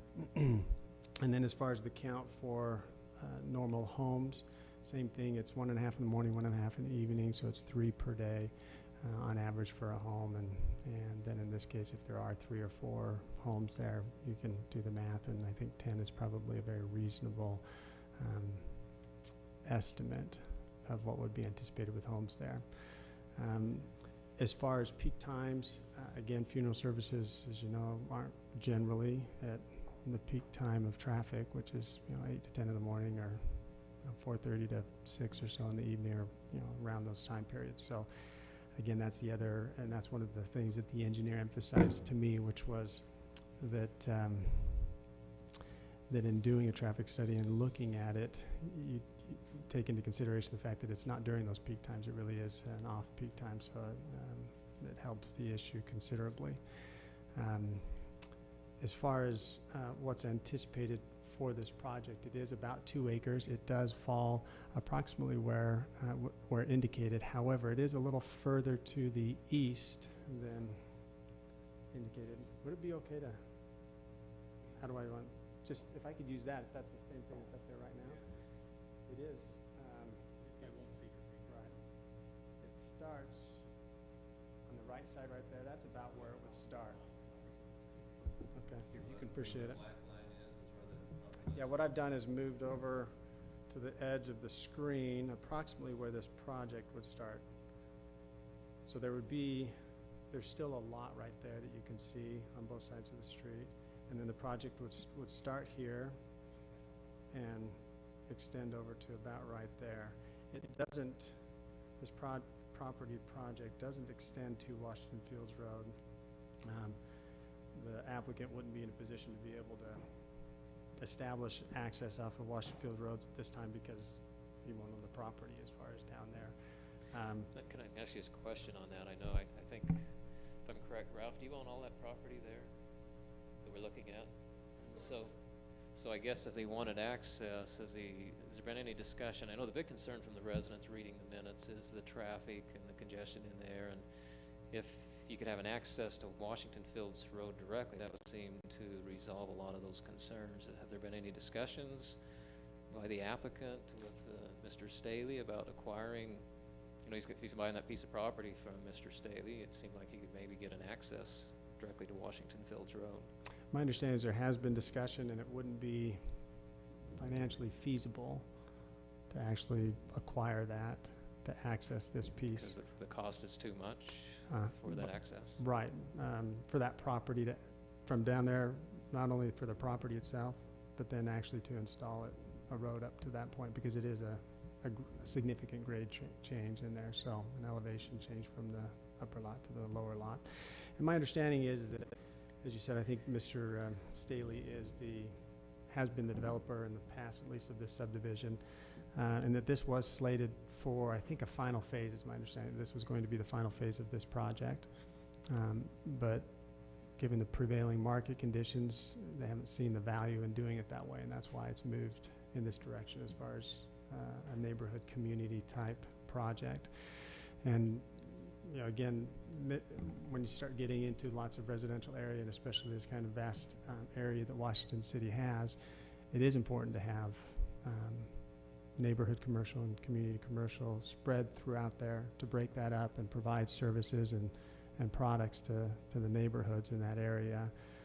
And again, that's why I think the city again, I'm making assumptions, I wasn't present for the meetings, but that's probably why they considered one, the neighborhood commercial, and I think it's actually a community commercial about a mile south. I think it was what Mr. Truman was referring to. And then probably why they've put a neighborhood commercial here right on that corner is to provide that service. So what this would do essentially is just to further what was identified as a potential need in this area and a good area to provide that neighborhood commercial service, and it would just extend it up onto this hill.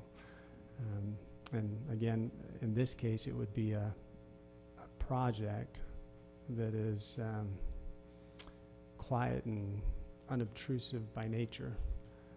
And in fact, what they're proposing is to do it in a manner that would be very similar to a neighborhood, actually a home. I think I can pull up a couple of photos of what they anticipate this home to look like.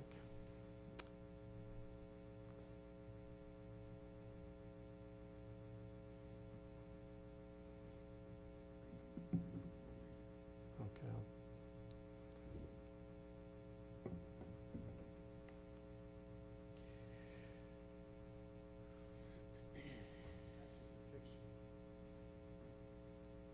That's just a picture of one home possibility that they're looking at. That's kind of the approach that they're taking, is to make it look like a home. This is not the first time that this applicant has done a project like this, a very similar nature in a neighborhood, and bringing to that neighborhood a project that is, again, very unobtrusive and quiet, and in this case, from what the engineers tell us, very similar in nature to the traffic that you would see in a normal neighborhood, albeit at different times. In general, just to give you an idea, you know, this obviously is probably an area that you don't deal with, familiar with, and neither was I when I first started out, so looking into it was quite interesting. But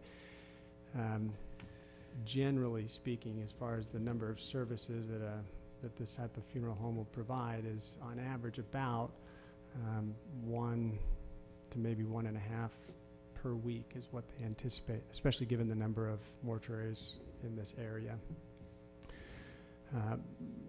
Even if you assume 1 or 2, you're probably looking at anywhere from 20 to 30 trips per service, and if you did it twice, you'd be looking at 40 to 60 in a week, on par obviously with 3 or 4 homes in that same area. So as far as the amount of traffic, it's not going to change.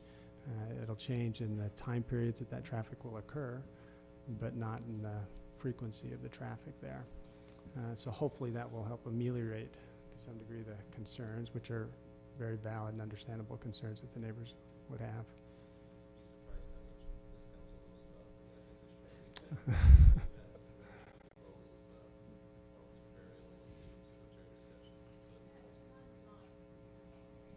It's nice to continue learning. Okay. Another thing just to keep in mind, and again, I understand this is very preliminary. I know we're at the general plan stage, but hopefully to help make it a little easier for council and the neighbors to understand what might be involved here. Because of the type of facility this is, he says that generally, you know, if you assumed 1 to 2 per week, not all of them will be normal viewing services. There are cremations that occur, obviously. There's a percentage of them per year that'll be cremations, and of course in that there won't be as much traffic and what you would see in a normal viewing. So again, it's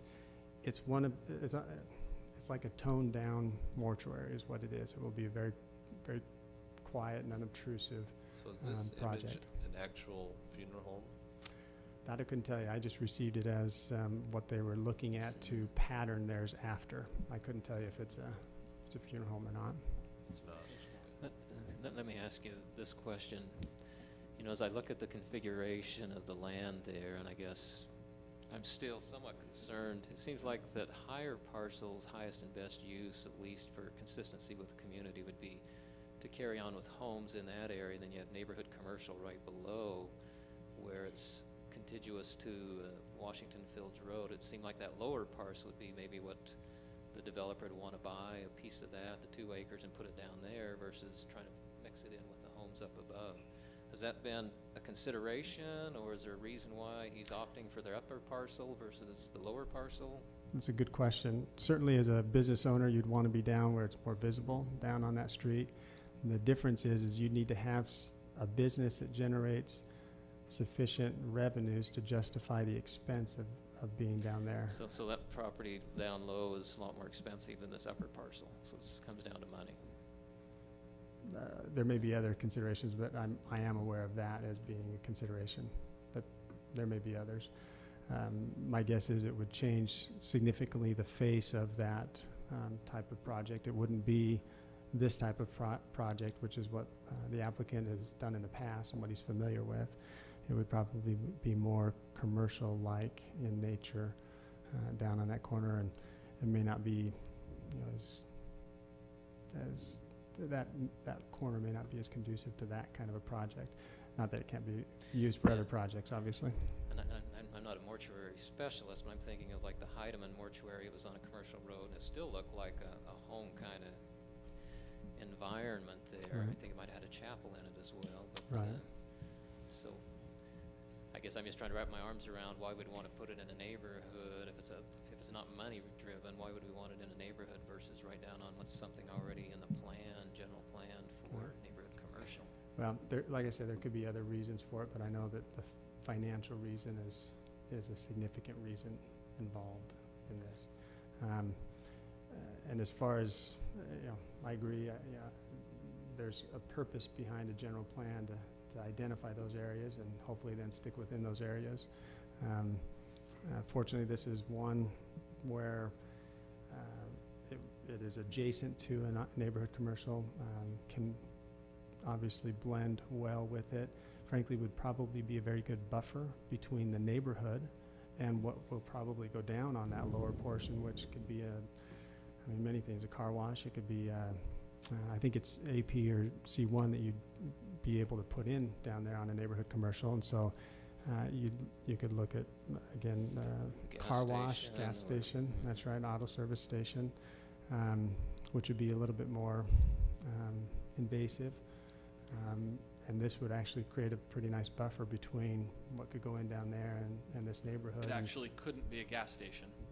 Neighborhood commercial does not allow gas stations. Sorry, an auto service station. Yeah, it could be like a Quickie Mart or something like that, but it couldn't be a gas station there. That was one of the things when we looked at the general plan a couple years ago. We were very Concerned cautious about with this that? property. Sure. Yeah. Yeah, no, and that's why I use the term auto service station, yeah. So, again, and certainly it'd be ideal if we could foresee everything and know that where we plan it is exactly where it could go and everything will work out great. And frankly, I think you've done a great job with it, and they're actually proposing something very close to, I think, what the staff and city council have looked at as being, you know, a good corner for it. I do have a couple of elevations. Again, these are just renderings that the applicant has asked the engineer to put together just to allow you to visualize it. Obviously, as you know, when it gets to past zone change, but to the conditional use permit stage, you'll have much more detail and be able to dictate what you'd like to see as far as the structure and all of that. But this is just an idea, just so you can get an idea of it.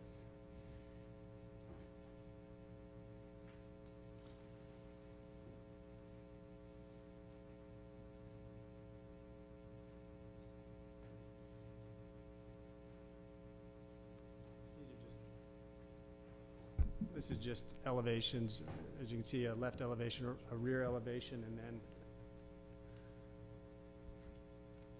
a right elevation and a front elevation. Again, just an idea, just to give you, for illustrative purposes, what they're anticipating as far as trying to make it look like a home Again, very simple drawings, but again, just to allow you to visualize.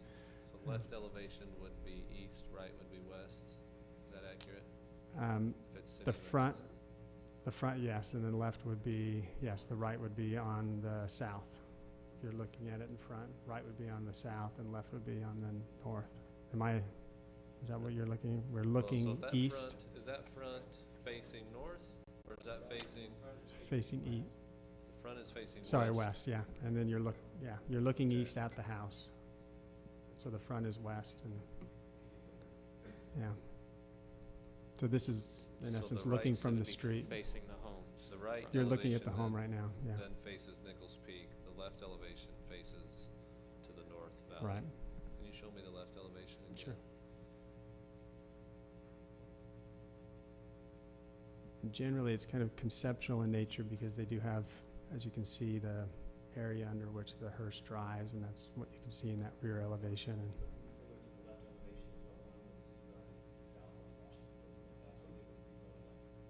That's what they would see butted up against the base of Nichols Peak there is That side of it. the left elevation. right. And again, there'd be, Actually, the engineer was working on that today, and he actually turned it so that the front elevation would face north, cocked a little bit to the west. Okay. oh, that's fine.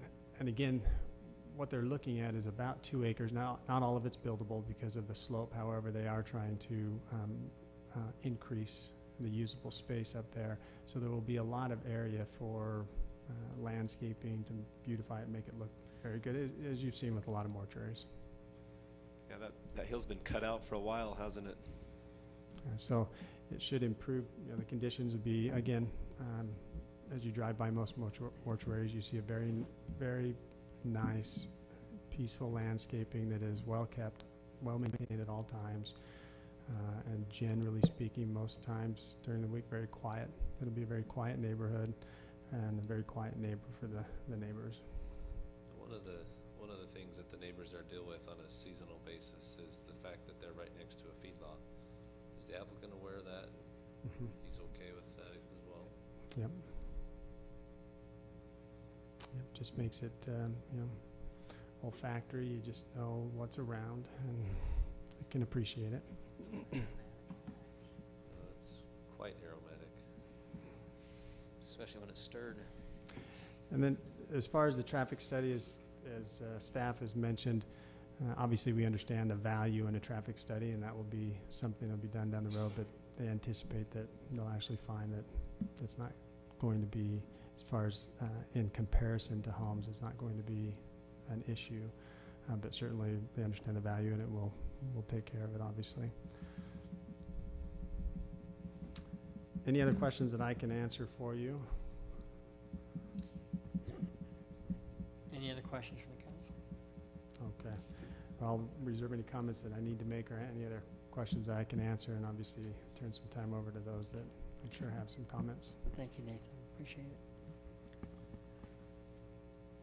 I'm sure there's some interested parties out there.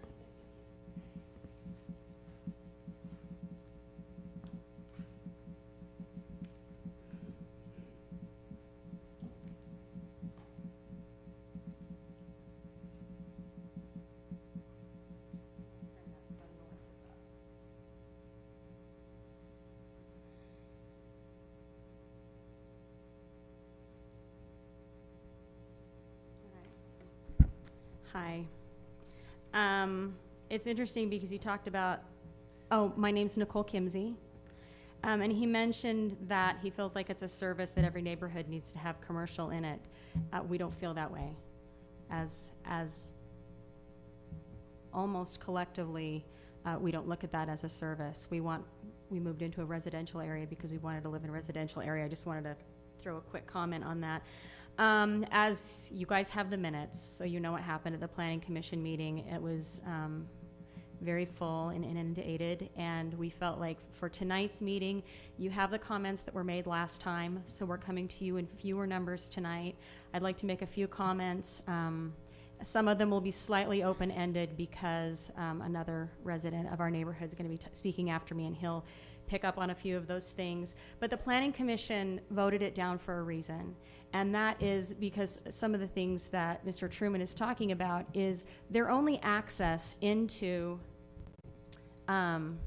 this is the lot right here that they're looking at. And for them to come, anyone to come visit here, they have to drive through a neighborhood. It's not next to a neighborhood. It's not adjacent to a neighborhood. It's through a residential area. You know, when I could say, oh, you know, there's little kids in the street, oh, keep them safe, you know, that's not as much of an issue as other things, is because it really would be a very confusing thing. Nobody puts peanut butter on dill pickles for a reason. Business inside of a neighborhood, it doesn't make any sense at all. Sometimes you might have a business next to a neighborhood. There's no way around it. This business is in the deep corner, and everyone that comes into the neighborhood goes to this business, if it were to be approved, has to come completely through the neighborhood. Can I just ask you a couple of questions Yes. there, if I may? And I know they've talked about traffic studies, and the number of people coming in is probably not going to be any more than if you built the homes out in that particular location. Do you have any factual data that would suggest that's I have no more factual data than they do, is the best way to put it. But let me tell you this.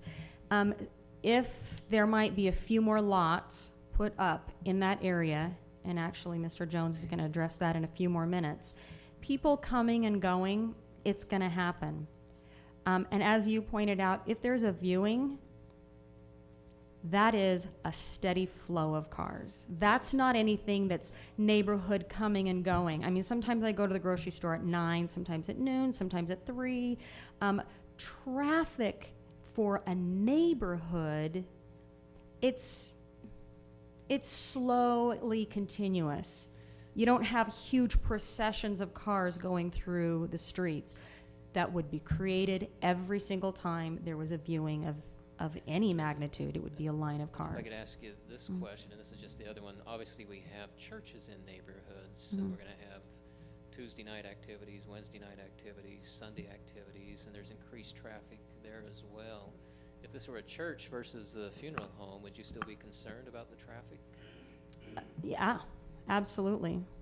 I really would. Because it's going through a neighborhood, and it's not a neighborhood. If you drive through the neighborhood, I don't know how familiar any of you are with the actual streets of the neighborhood. They're not the streets that are built for heavy traffic flow. I mean, we don't even have the dotted lines painted on the street. We're just a tiny little neighborhood. And so that's not anything that is an appropriate thing to create on those kind of streets, due to they're not very narrow, but they're not meant for commercial traffic. And I understand that it's not going to create the same traffic as a Best Buy or an In-N-Out Burger. But when things happen and when there are viewings, it will be a line of cars. We actually have kind of a similar, I live across Washington Fields Road in Silver Falls, and we have Horizon Elementary School there. So during the school year in the mornings and evenings, we have a pretty steady flow of parents driving up similar roads, dropping their kids off. And they are more through roads. Those roads were built knowing that road is going to take you somewhere else. These are roads that are just dead ends. They're dead ends. My neighborhood, it dead ends to that. But the main thing is, we're talking about changing the zoning from residential. And all of this area down here is still zoned residential. I know on the master plan, they talk about it being residential commercial. It's not right now. And I would like to point out to you that actually, and you'll understand more after Mr. Jones speaks, the Planning Commission even talked about we need to revisit the master plan about this particular intersection for several reasons. One, I would love to know how many accidents happen on this intersection. It's not a very safe intersection. I myself was right here at a complete stop, 3 cars back at a stop sign, and just due to the nature of how the curvature right here on Washington Fields Road, it's kind of blind for people pulling out here, people coming around here, and it's not very good. And so, which has nothing to do with whether or not he should build a mortuary, but is what it has to do with is this needs to be rethought of as residential, because quite honestly, if you put something here, people are going to have to pull in and out of it, and I can promise you that cars coming this way, they don't have enough time to see the cars and react, which is why there's so many accidents right here. So making this residential commercial doesn't make any sense at all until this is actually rezoned. There's a master plan, but that's not set in stone, and there's nothing that has actually been rezoned. When was the last time I think the master plan looked at this just recently? We updated that from, to neighborhood commercials about 2 years ago when we did it. Yeah.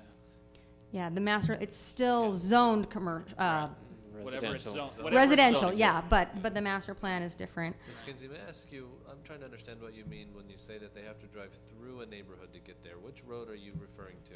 Okay. I don't know if there's a way to get better lighting in this. I'll zoom in a little bit. Okay. This is where they want to build the mortuaries, right? Yeah. The only way you can possibly get to this right here is through this neighborhood street Okay. or through this neighborhood street. And this is a neighborhood street. This is somebody's front driveway. I mean, this is a neighborhood street right here. And people will use both of them, you know, both of the entrances. And so they literally have to come up here, drive past this house, this house, this house, this house, and into here. And it just seems so silly to dead end a business into the deep corner of a residential neighborhood. There's no logic in that. There's no purpose for that when there are other choices. I mean, we could sit here and make a list of 200 other lots that would be more logically suited when you're trying to plan out something logical as far as the flow of the city, as far as where homes go, where businesses go. They talked about being a buffer in case something else goes down there. I don't know how something right here is a buffer for something down there. That doesn't make any sense to any of us that are sitting down there. Those are the thoughts that I have tonight. You guys have been here way open meeting. This is short for us. Okay. We're still.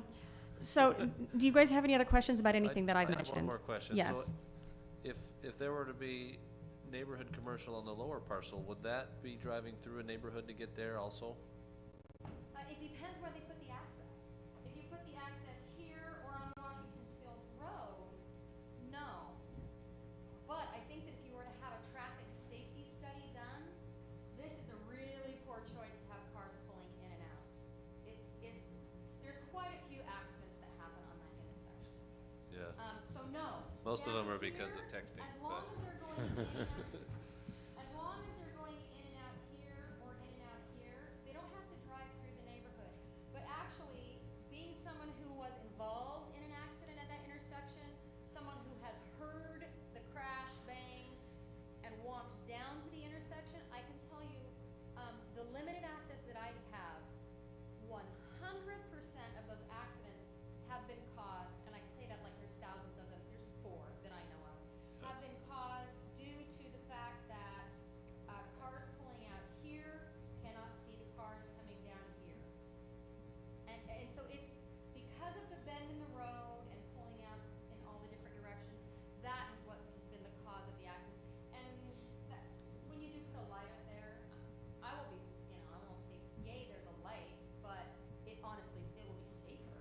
But again, that's not necessarily what we're talking about at this particular meeting, but Yeah, I think it's unfortunate, but someday that whole road will be, travel will be a lot slower up and down there, because there will be lights at numerous locations along there, and it'll Yeah. really slow down, but we're not there yet, but We're not there yet. And, we're and slowly during the, getting there. during the previous discussion about the townhomes, as they were talking about putting the lights up on Telegraph, I'm like, man, I remember when we had no lights. That would put us at like 5. So yeah, I mean, it's unfortunate, but as the city grows, those are things that are needed. Were there any other questions for anything that I have said? Okay, I will turn the time over to Lenny Jones. Thank you, Nicole.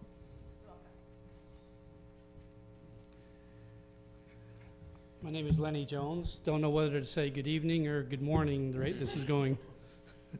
So anyway, one item that has not been addressed with respect to the funeral home / mortuary is a funeral procession. Now, laws require, I think, funeral processions have to either have a motorcycle escort, a police escort, or those without an escort have their lights on. And generally speaking, there's some issues, I think, with passing a passing a funeral procession, and with the busyness of this street. And as Nicole mentioned, and I'll try to talk as loud as I can, Mr. Staley, you can probably vouch for this. If you've ever sat at this intersection right here and tried to pull out turning left, cars coming, once you see those cars, you had better get on it and go, because if you take a 2-second stall, you're dead meat. I mean, you can't go. You have to wait for it to be clear again, and it's pretty fast. So that is a big issue, in my opinion, as far as safety for this parcel to be commercial. Now, this is not a proposal in any way, shape, or form. This is what we drew up back in 2006 when this was brought up to put a convenience store on this piece of property. And incidentally, as was noted earlier, this road right here is the old road. And when we purchased our homes, we took in consideration that the road was right there. That was a buffer for anything going in behind us. Now the road's moved, and this parcel now becomes proposed for neighborhood commercial, which could be a convenience store without gasoline, as was mentioned, a car wash, various things that, in my opinion, are not appealing to a homeowner. Now, a proposal would be to move those, build those wherever you're going to build them, and let people build around them. Many times churches are built in a vacant lot, and then people build around the churches. Now, I realize that the school was built after homes had already started building there. I don't know if that was proposed beforehand or not, so I couldn't say anything on that. But turning this, my proposal is to revisit the general plan, go and turn this back to residential, which could be something like this. Now, I've scribbled on this just while I was in the meeting. This line right here is the line of phase 2. So this is the last home right here. This would be a proposal, because that road is Kay's Circle. It's not Kay's Drive, it's not Kay's Boulevard, it's Kay's Circle. So where's the circle if this commercial piece is put right in the middle of the circle? This is a proposal, very viable proposal. The lots were laid out according to the standards. The only one that's really not is the flag lot number 8. But to give you an idea on the size of the lots, on the lower portion is right there. That's the square footage of the lots. Number 5 and 6 are the smallest. So that's a viable possibility that you can see that homes could be built on that lot. We were told in 2006, homes can't be built on that lot. Well, that's true, but you're incorrect. That's an incorrect statement. So showing that lets us see that homes can be built on that lot. It would give you 8 plus another 6 homes, so 14 homes could be built in the area, somewhere up on the upper part, some would be down on the lower part. One of the safety issues that takes place, and Mr. Shaw mentioned that the distance is 200 feet. I think it's roughly around 200 feet, which doesn't give you a good left-hand turn onto this road. If you're coming down, you turn left. If you want to turn left again, you're going to do one of two things. You either, unless you have a turning lane, you're going to stop traffic. And then when traffic stops, and if everybody's turning left, you've got a big problem. Then they're forced to go down to the next road. and they'll be forced to come through the subdivision. So that's an issue that I've got. Also, the steepness of this road right here is not really conducive to the common driver. It's a very steep road. A real deep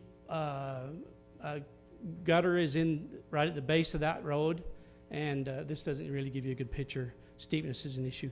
And then leaving that parcel commercial, or converting it to commercial and accepting the proposed as neighborhood commercial, creates crime issues for us as homeowners. And obviously, I'm sure that the Planning Commission has talked about that and looked at that. I would propose, if you're going to select parcels to be neighborhood commercial, that you propose that to, in the general plan, to an area. This area specifically could be neighborhood commercial, and then let people build around it. Don't shove it down the middle of somebody's property and expect it to be accepted very easily. Also, I'm jumping around, so I apologize. As far as safety, pulling off of 600 East and turning left is going to be a challenge when cars are coming up that road. So you're almost forced to turn right, so you'd be a left in, right out. Really not conducive to left out. Trust me, every morning I pull out of my street, which I pull out right there, I live right here, I pull out right there, there's a significant amount of cars there. Doesn't matter what time of day.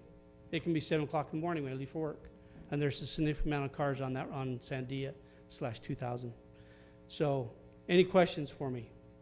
So let me just understand the one congestion issue you raised. As I look at the map, I guess if somebody's coming down Washington Fields Road and there's going to be a viewing, and they're coming down, so they've got to turn in, and then they've got to make another turn to go up that first road. And if there's traffic waiting to get out that way because of the difficulty getting across, what you're saying is you're going to have traffic backed way up down Washington Fields Road. Well, waiting if to they're all come turning out. left. If they're turning left to Onto come in there. 600 East, yes. And they can't really go around that to go up the next road because they're going to be backed up unless they drive on the opposite side of in the oncoming traffic. Right, or, yeah, if they go past the 600 East and go down to, turn on to, I don't remember what the street is, Franklin Drive.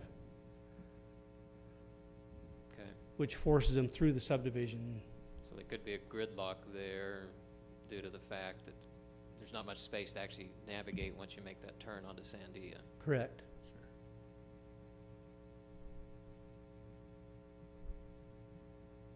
Any other questions? Thank you. Thank you, Lenny. Anybody else?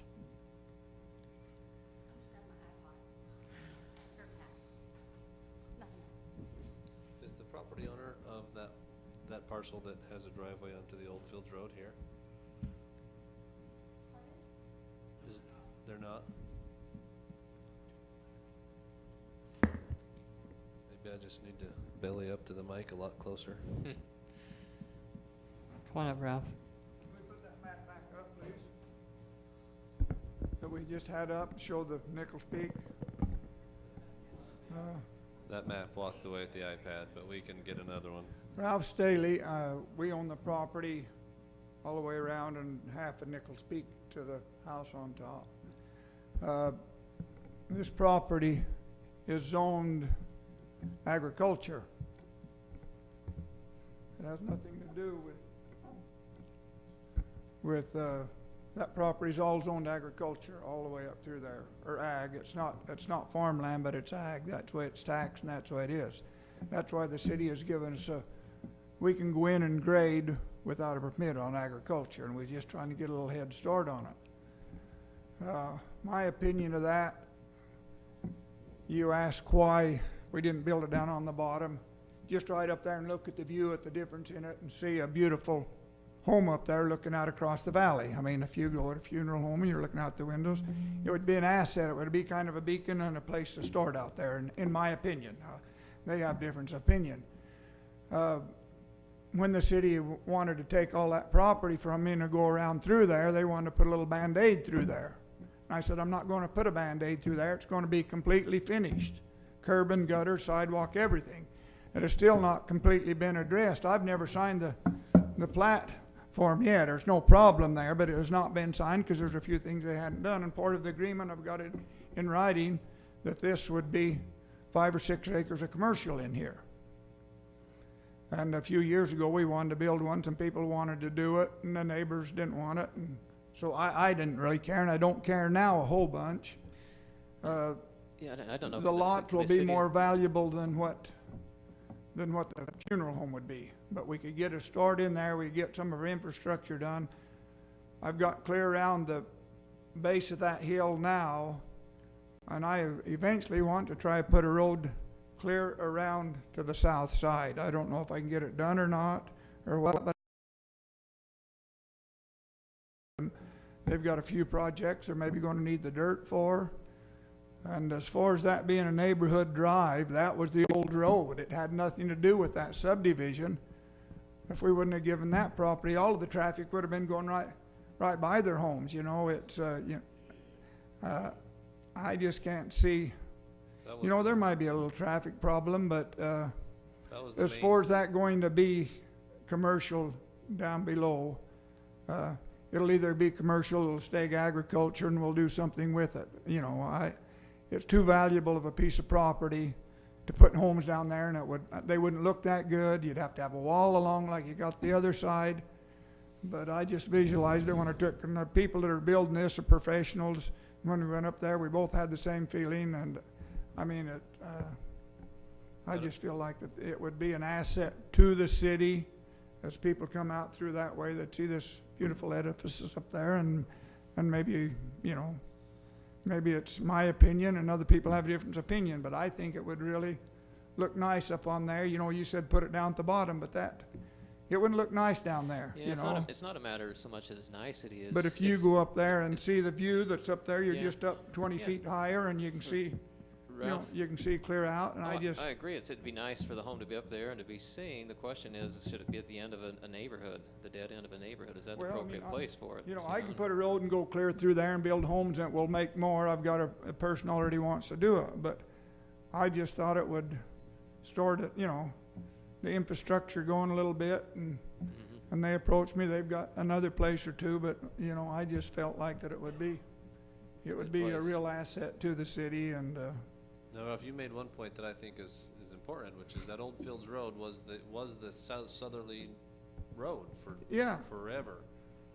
and I had to give up and give and take, and they wanted to put a little Band-Aid through there, and they would be in construction today, or, you know, I said we're going to do curb and gutter, the whole thing, you know, they gave me, you know, more, I mean, I took less because they did my curb and gutter and, on the other side of it, because it would have to been sooner or later, but it cost so much to do that, I figure it should have been done then, but as far as the zoning,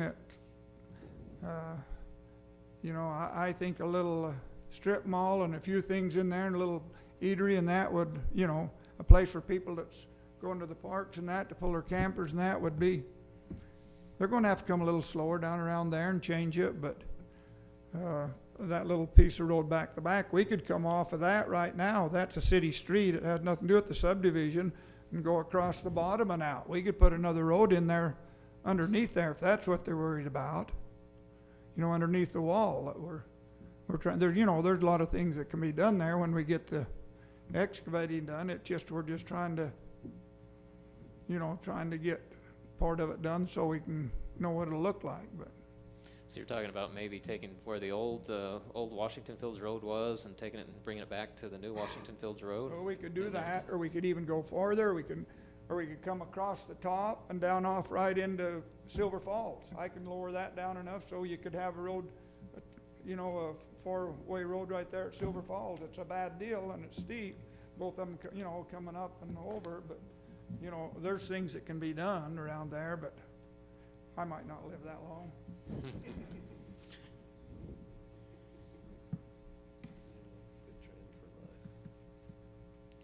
My name is Marlena James, and I also live in Nichols Peak Estates, and I care a lot. He says he doesn't care if we do houses or what he does, but, you know, I care a lot, and there's a lot of people that do in that neighborhood, because I did have hard evidence.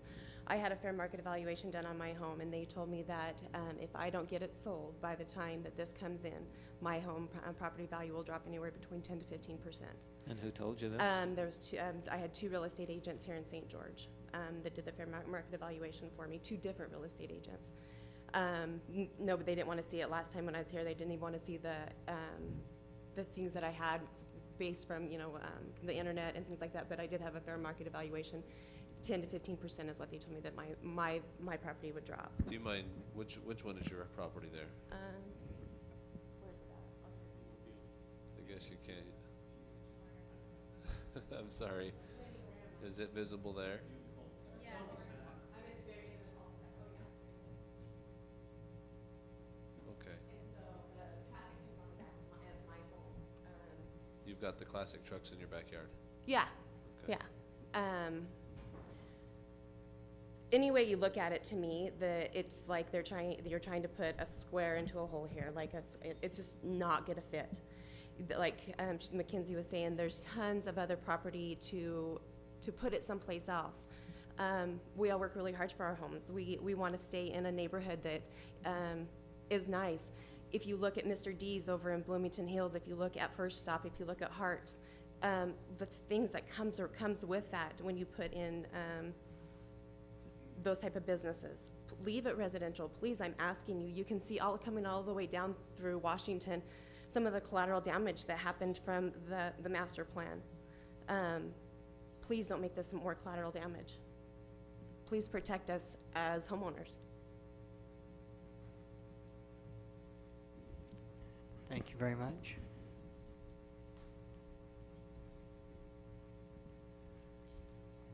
Sherry Reeder. And I too live in Nichols Peak, and Ralph is my dad, so it's all out there. So my feeling on this, and of course I've heard my neighbors' heartache, and I understand that they feel that way, but I brought to a point to one of them that several years ago, 15, 17, I don't know, we had a big issue over a bunch of cows that were right directly behind my house. And I had a brand new baby at the time, and I remember when that got approved, calling the city. My baby had flies in its face, and we've lived with that. And are we happy always? Never. We don't like. I've put 5 air conditioning units on my house, and they've said it's because of the manure dust. So stuff happens. I live on Franklin Drive, and when Lenny brought up the fact of the funeral procession, I haven't seen. I know that they used to have police escorts and things like that, but I haven't seen that for a long time. Yes, I know there'll be a lot of traffic, but I guess my issue is we all don't get to say how we want it. We all don't. It's not a perfect world, and if more people than not, I hear time and time again say, "Why don't you guys put a Swig? Why don't you guys put a Maverick? Why don't you guys put a?" And so it's one of those things, and it is. There's a lot of contention over it, and I personally know Sean, and I'll invite you all to drive by his home on 700 South that he purchased. That was a eyesore on the neighborhood. It's right down from Don Layfield. I'd invite you to drive by and look at what he's done to that home, because every one of you would have seen it before, and I know that anything he does, he will do wonderful. And the idea of a big, pretty home, I think of Spilsbury Mortuary up on the hill. That's a landmark. It's beautiful. Yeah, it's a different situation. It's not in a neighborhood, but it still is. I see that it could fit. I understand, and I love my neighbors. I'm not trying to cause contention, but I sometimes think we just get so focused on other things that we're not open. And I've thought about when I went to church on Sunday, and I thought about the people on Log Lane and those homes right there on Log Lane. And I know for a fact 2 of them aren't even members of the church. And every Sunday they have cars and cars and cars and cars parked right by their house. And they probably don't love it. It probably bugs them. They all were there before the church. So I'm just saying, though, it's the same type of a situation. If anything, I think it would be a good thing. But you guys, trust you to do your job, but I'm just saying, I'm in that neighborhood too, and I have a little bit, and it's not just because Ralph is my dad. I'll stand toe to toe with him too. So thank you.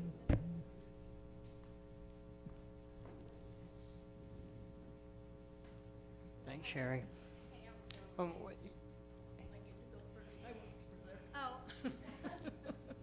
I'm Catherine Staley, and I own that property too, as well as Ralph.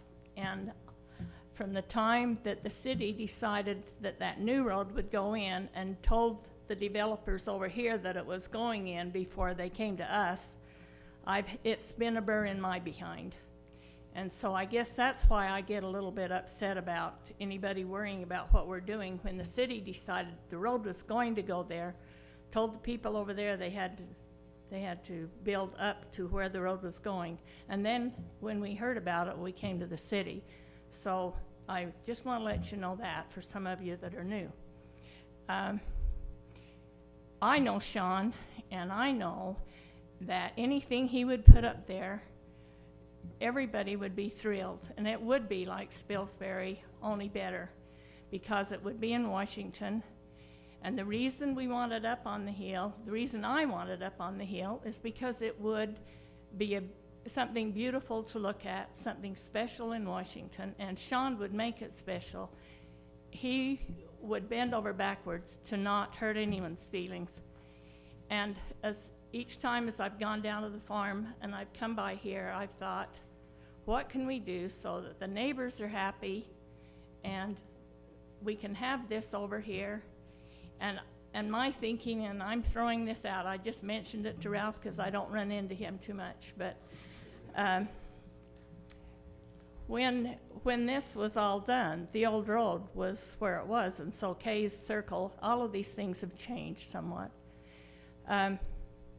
Right where I believe it's Nicole's home, is your home isn't the last home, right? The home right next to Nicole's, which is that end home. I'm wondering if there could be a wall put there so that people couldn't go out that way. And if you notice, of course I see it every day, but if you notice, there is a road that goes down, and if that could be developed, it doesn't show on here, but there's definitely a road where they've done road work. If that could go down and go down to the corner and have a no left turn lane down there where you cannot turn left. I know that corner too, and I do know that there better be a light soon, because like you say, you look this way and you think you're good to go, and all of a sudden here's a car coming from this way. So that's an accident waiting to happen, whether there's a funeral home right up here or not. And my feeling is that it can be worked in and everyone will be happy, but you don't all see it out of my eyes, just like I don't see it out of yours, because I can see that if they could go this way, yes, they'd probably go that way because they could get out quicker as long as we don't have a light there. But I just feel like it would be a real beautiful thing up on the hill that everyone could be proud of, and I just want to make that known. Thank you. Thanks, Catherine. I just want to make a comment on what Sherry said, as far as she says that people say to her, when are you going to do something, put a swig there or something like that. When people say that, I'm under the assumption that they're talking about on the corner, not up inside of the neighborhood. And I don't know Sean, but even just from the drawings, or the drawings, Renderings. Thank you, I lost my, even the renderings, I'm sure wherever he builds the mortuary, even if it ends up in my neighborhood, I'm sure it will be lovely. I mean, the beauty of his work is not what's really here to be under consideration. Is what we need to focus on is rezoning what is inside of a residential neighborhood so that it's no longer a residential neighborhood. That's really the main issue. Is that the right fit for anything that is not residential? And that's the main thing, is because that's all we're talking about right now, is we're just talking about a zone change. And I obviously have opinions that I've stated earlier that I hope you can see that inside of a residential neighborhood I hope you say that it stays residential. Thank you again, Nicole. Anybody else? With that, Mayor, I'd move that we close our public hearing. Oh, go, you got one? The Never attorney mind. always wants to get the last word. Boy, you so- better stand up and get going when we ask. Actually, I'd like to just perhaps answer questions you may have on some of the comments. Obviously, there's many, and I think most of you have analyzed this enough that you can answer a lot of the questions that have been raised as far as feasibility and all of that. Just a couple things that I didn't know the answer to, so I'm assuming you may not, so I'll share it with you. As far as processions go, with that concern, again, the applicant wants to reiterate this isn't the typical full chapel service mortuary. So most services, if not the largest majority of the services, will be someplace else. So any procession would happen from there. And then as far as whether a traffic aid by a police officer is required, the applicant's saying that that's not the case. I'm sure Mr. Starkey knows. He's probably memorized all the codes, so he knows exactly what would be required, so he could probably answer that better. But it isn't required as far as what Mr. Wiscombe knows. And as far as processions, then it's not likely it's going to be here again. This is going to be for viewings. And again, for traffic purposes, those viewings are usually spread out, so it's not a large number all at once, generally speaking. There's always that possibility because he does have the small facility for viewings that perhaps, and of course we want to be very frank, perhaps there could be some type of service there, but it wouldn't be the typical one, and it certainly wouldn't be the large one that you would typically anticipate. And then just as to the traffic and access and the turning and all of that, clearly there are issues that exist there, regardless of this project being introduced here. There are issues that exist there that will have to be addressed. Whether there are homes that go in there or whether it's this project, those issues are going to exist. Frankly, not looking at the lower portion, if you didn't add homes there, I think the traffic, at least according to the experts, the traffic appears to be the same. It shouldn't be more burdensome, and so the issues will exist whether there are homes or not. And again, at that conditional use stage, that's the purpose of this forum, is to try and address those things. And I'm certain that staff will be looking at it very closely to ameliorate those problems. But that consideration and that analysis is going to occur whether it's the funeral home that goes in there or whether it's homes that go in there. So that, I don't think that's going to change at all. And as far as just the concern as far as putting something in there, it is different than putting homes in there, no question. It's probably, at least as I think about it, it's probably the closest thing that I could think of that would be like a home. Not just the aesthetics and the structure that goes in, but as far as the type of service or business provided, it's probably, you would anticipate probably one of the more peaceful, calm types of services that you could put into this kind of area. So probably the closest thing you could put in to homes in that particular area. And whenever, and I think it's already been articulated earlier this evening on the other issue, whenever you're trying to plan, it's tough to anticipate what's there or what could come. You do the best you can to anticipate, identify needs, concerns, address them, and put them in that general plan, which I think the city's done a great job, and that the use of that seems to be most likely a commercial use rather than residential, and probably would reduce some of the issues with traffic if it were commercial instead of residential, especially on that lower piece as well. But change is difficult, and so it's understandable, the concerns that the neighbors have. It is a change. I live in Little Valley, and I remember when the softball fields were proposed, and I don't know if any of you are familiar with those, if you've ever been there. If you talk to city council, they'll tell you that they had hours and hours of meetings late into the night on that. If you went and talked to Little Valley now, they'll tell you how much they enjoy the softball fields. Are there traffic issues? Sure, but the city's done a great job trying to address them, and really have done a fantastic job for it. So I anticipate that that's what will be done in this case as well, that those things will be addressed, and certainly have multiple opportunities to do it at the zone change stage and also at the conditional use permit stage. Well, and then as far as it being something unique, again, this has been done before, and although not in this city, it's been done before in a residential neighborhood, and in fact, it's been done by Mr. Wiscombe, and he knows that it can work. In fact, I think he circulated a letter to you of a neighbor of one of his facilities in California, a former facility, in which they expressed just how pleased they were with the project. They may have been somebody that was up in arms about it in the beginning, but certainly after it's gone in, they've been very pleased with it and are very content with it. And I'll answer any questions that you may have that might have come up earlier in the discussion that weren't answered or that you have concerns with. If not, Any other questions, concerns? thanks. Any other comments before we close the public hearing? Okay, thank you all. Mayor, I'll move that we close our public hearing.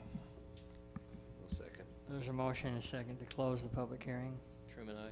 Staley, aye. Hudson, aye. Segmiller, aye. Turek, aye. Thank you, gentlemen. So we'll move to item B, consideration to approve an ordinance adopting, excuse me, the general plan amendment request G-13-03 to change the zoning designation from LD to NCOM. Anybody want to make a motion? Before a motion is made, I would just like to speak in support of this project. I guess it's somewhat, it's a little bit close to home, as I've known Sean for a while, and that subdivision is next to it where these good neighbors live. Is one of the roads is named after my deceased father, and two are named after my deceased uncles. That aside, I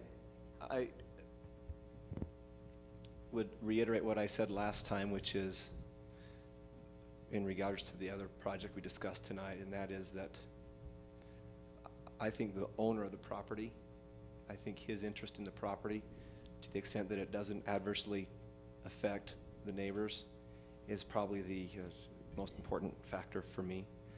I look in my neighborhood and we have a school, and it doesn't bother me that there's traffic occasionally that comes in and out of there.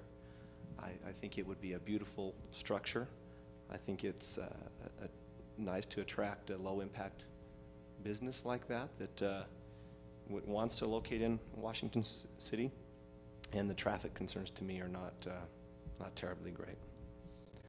That's the beauty of a city council, is we get diverse opinions. And I'd like to just take a moment and address my concerns. There's no doubt that what Sean is proposing is something that's needed. There's no doubt that the renderings I've seen, it would be a beautiful structure. It'd be, as Ralph said, it'd be beautiful to look at as you come around the hill there versus if you had block walls and everything like that up. So from that point of view, I think it would be a plus. But the big concern I have is it's at the end of a cul-de-sac. This has for years been residential there, and then we're asking at the end of a residential K circle to change that to commercial purposes and put in a commercial property. And how many of us want to live in where the end of our street is an abrupt change to commercial property? So, it seems like I think the residents there in Nichols Peak have a very valid point that the end of their street now is gone from residential to commercial.